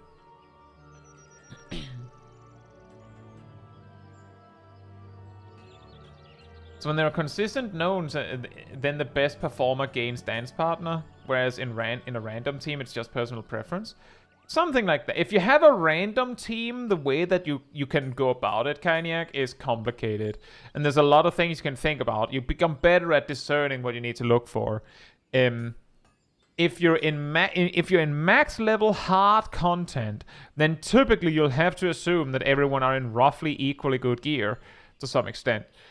In that case, if you don't know anyone there, the best you can do is refer to the priority list that is, for instance, on the balance, and just go, well, this job is has higher potential than that job, and then you just partner that one. And then if the person you partnered kind of sucked on a pull, you could switch to a different person for the next pull, or you could just leave it. It's probably not going to make or break your poll whether you dance partner the correct person. The DPS checks at this point in the raid tier should be so that that shouldn't be the reason you wipe. In content where you can't assume that people are equally geared, a pretty solid point of reference is that if you have two mages and one of them has more health than the other, then the one with more health has better gear. They might not be better, but they have better gear, so they have higher damage potential. And the power difference between the jobs are close enough that the guy with more gear can probably do better. And the reason why I said two mages is because mages have less maximum health than ranged physicals and melees. So if you just pick the one with the most health, you might make the wrong choice. But once you get a pretty good grasp on the relative health difference of the jobs, you get a better idea. Or you can just examine them, as Breadbean suggested.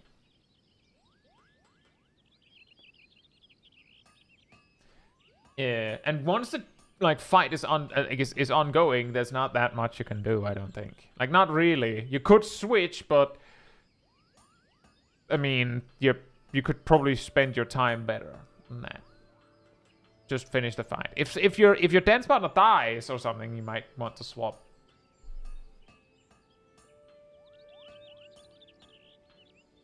But overall, in most content, it doesn't matter. Just pick a DPS and leave it at that.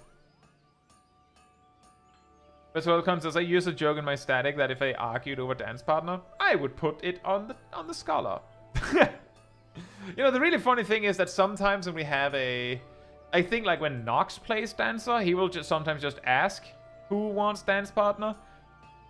And a lot of people will be, you know, like humble enough to not ask for it. But if a healer says me, he will still give it. That's the only person that said it, so they get it. Which is, of course, hilarious. Jet says, I guess a number in aggro list is a different way to measure it. Or not, if not single target. It's complicated because the enmity is both a number based on damage and healing to some degree. It sort of varies, but let me give you a simple example of why it can be difficult sometimes. If let's say you have a black mage and a pictomancer, and for some reason they're doing the exact same DPS, just magically they're both doing precisely the same damage, then pictomancer will win because every time their 2-minute burst comes up, they perform a 400 cure potency heal on everyone. That also generates enmity.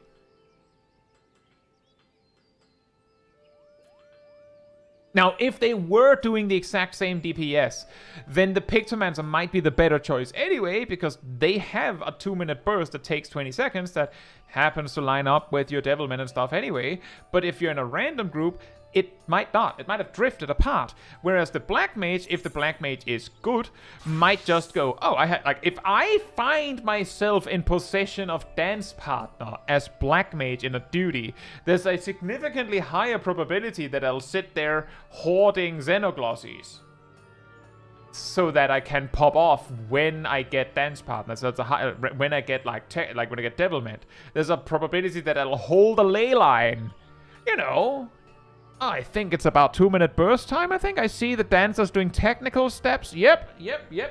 And now, send it. Boom. And the Black Mage can do that. Pictomancer can't really do that without it coming at a cost, because they have to hold it for you if it has drifted apart, or they just send it and then you just go, well, I wasn't ready.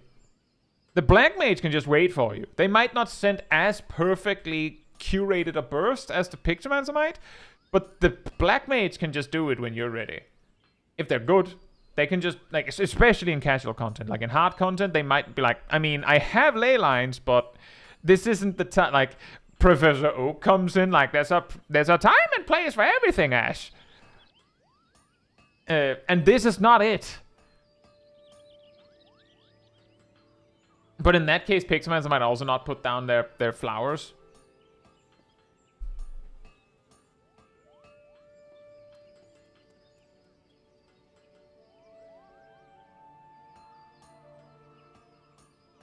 Make some time says, if I end up in a 4-man with another dancer, I like it when we do tank healer split. Oh, yeah. A really, really wacky thing with that, a really cursed level of optimization, that I looked at it, thought about it, and then I did a little bit of math on it. Then I realized that it would take too much time to explain, even if I did run through all the numbers, and that ultimately the level of difficulty of content where this actually matters, you wouldn't have 2 dancers. So I didn't bother. That's actually an interesting detail, that there's a lot of like really small niche optimizations that you could do with some sort of wacky composition that doesn't matter because it's so convoluted and gives you such a small damage gain that it doesn't really matter in casual content, and these kind of optimizations are usually associated with, what if you had 2 bots in your party? Well, if it's hard content and your damage actually matters, you don't have 2 bots in your party. So it becomes interesting if it's a conversation that's that is regularly had in casual content, but it doesn't matter. Like the song rotation stuff is like, it doesn't matter. If you weren't content where it mattered, you wouldn't have 2 bots to begin with. So that's where the conversation ends. What's the most optimal way to rotate songs if you had 2 bots? Well, you start by taking one of your bots and rotating them to not being a bot, and then you queue.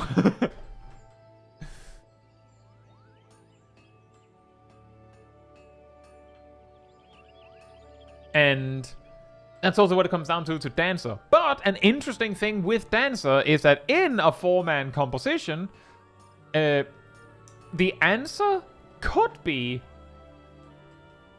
just put partner, one partner's the tank, one partner's the healer. That could be optimal. Especially if you don't want to like desync burst windows.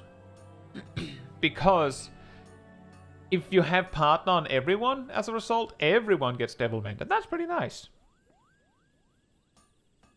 But if you have the dancers partner each other and you don't desync your burst windows, then you're wasting 2 devilment buffs that are just getting overwritten. You don't want that. But if you do have 2 dancers as your burst, it might be worth it to have one of them just delay their devilment and technical finish until the odd minute. And if you can do that, then it might actually be optimal to have the dancers partner each other, because standard finish stacks. But only in that specific context. The damage buff from standard finish, I've mentioned this before in Mythbusters and all sorts of stuff. It stacks in the way that even though the buff icon for the buff that Dancer gives themselves and the buff icon for the one that they give to someone else is the exact same, it's not the same buff. And so they stack. So if you have 2 dancers partner each other and they both standard finish, you get 5% damage boost and 5% damage boost, which is more than you getting 5% damage and the other dancer getting 5% damage and the tank getting 5% damage and the healer getting 5% damage. So by partnering each other, you get like 10.25% damage, I think. Something like that.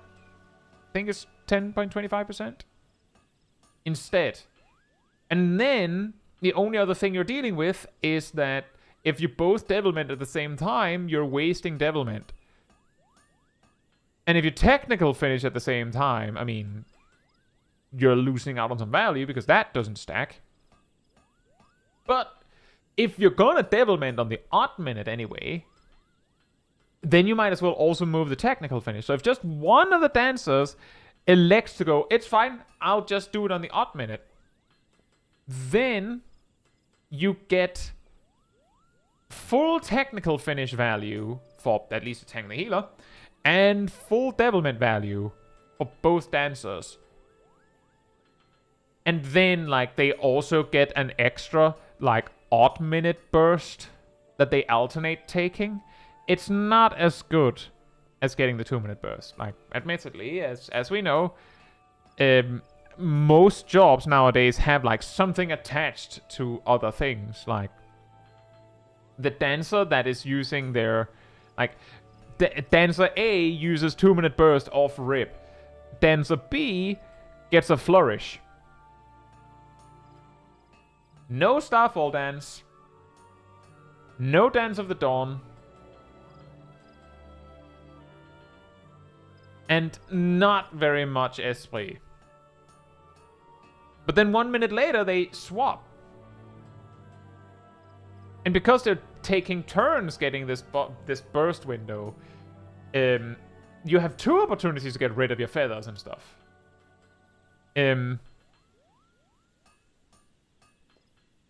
Where it gets really convoluted is if your healer is an astrologian or a scholar, then I don't know what the answer is anymore. Is it better to full send while the healer's buff is running, or what?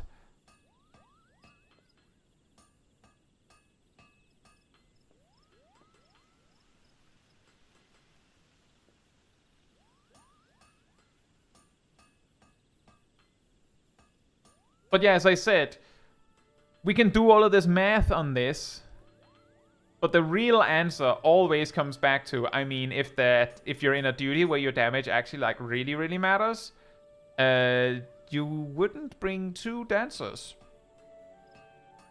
In fact, if it was a 4-man duty and your damage really mattered, you wouldn't bring a dancer. You wouldn't bring jobs that relied on a raid buff for a large part of their damage. Because these jobs are generally balanced around the assumption that you have 8 players benefiting from them, not 4. Unless this particular duty compensates. But I believe the duties that compensate, I have heard, don't compensate enough. So...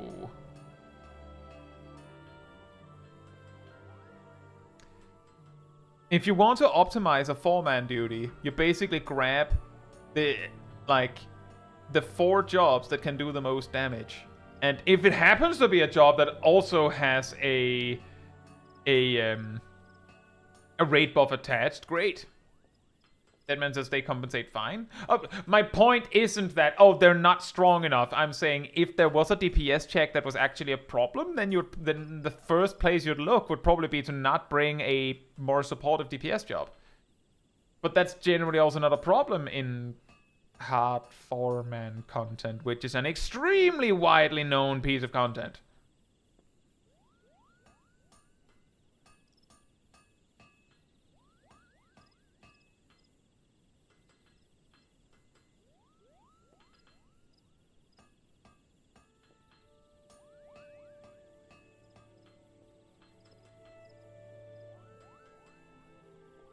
Anyway, we covered a lot of topics. I think everyone fell asleep. Snapping around the heat here. But I think this is also a good place to wrap it up. By the way, I did see Gyasel found the specific bit of the media tour stuff where it seems that Black Mage actually had like contextual buttons. But yeah, I think this is a good place to wrap it up. So, if you would like to be part of the Discord community server, there's a link right there in the chat. There you'll find the weekly schedule where you can see what else is coming up in the coming days, are usually updated Sunday or Monday. You'll also find the announcement room with links to videos and streams in the corner out. If you grab the reminder roll in the roller announcement room, you get a notification when I post a video stream. As well as an extra one around 15 minutes before stream starts, so you can catch it right when you go live. And if you'd like to support the channel more directly, it helps a lot if you like the YouTube side. You can also follow, subscribe, become a member, super chat, cheer, all of that goodness. If you don't like any of that, there's also the Ko-Fi link out. I'll post it right there in the chat. It all helps support me and the channel directly, so I can do stuff like this with all of you without having to worry about algorithms and whatnot. So thank you so much for the support. But that'll be it from me tonight. So let's see if we can raid somebody.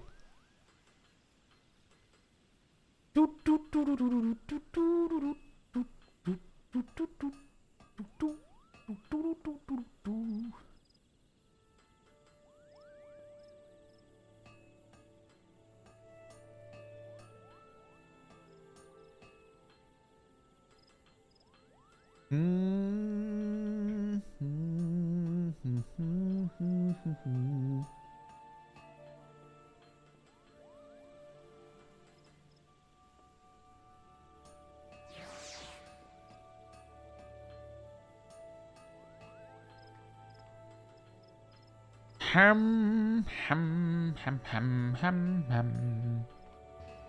No, it's funny. We didn't even talk anything about you're mad. Oh well, maybe next time.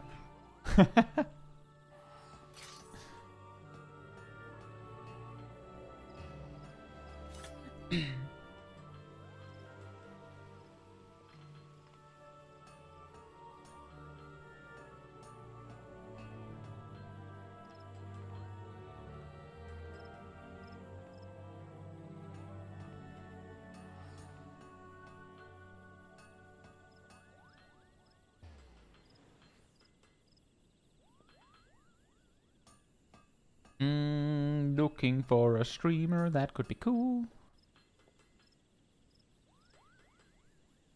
I'll probably come out of the woodwork during Savage Chat. Oh yeah, that's gonna be great.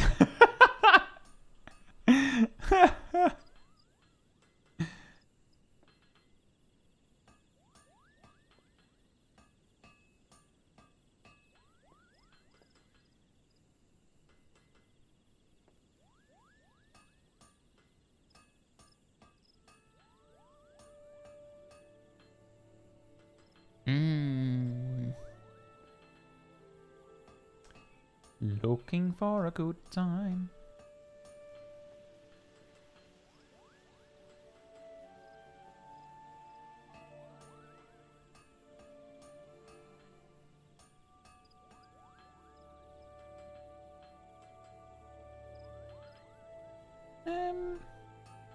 Oh, let's hop in with Lawless. He seems to have a good time. Right, well, on that note, good night, good morning, afternoon, or evening, depending where in the world, and hope to see you all very soon. Bye-bye!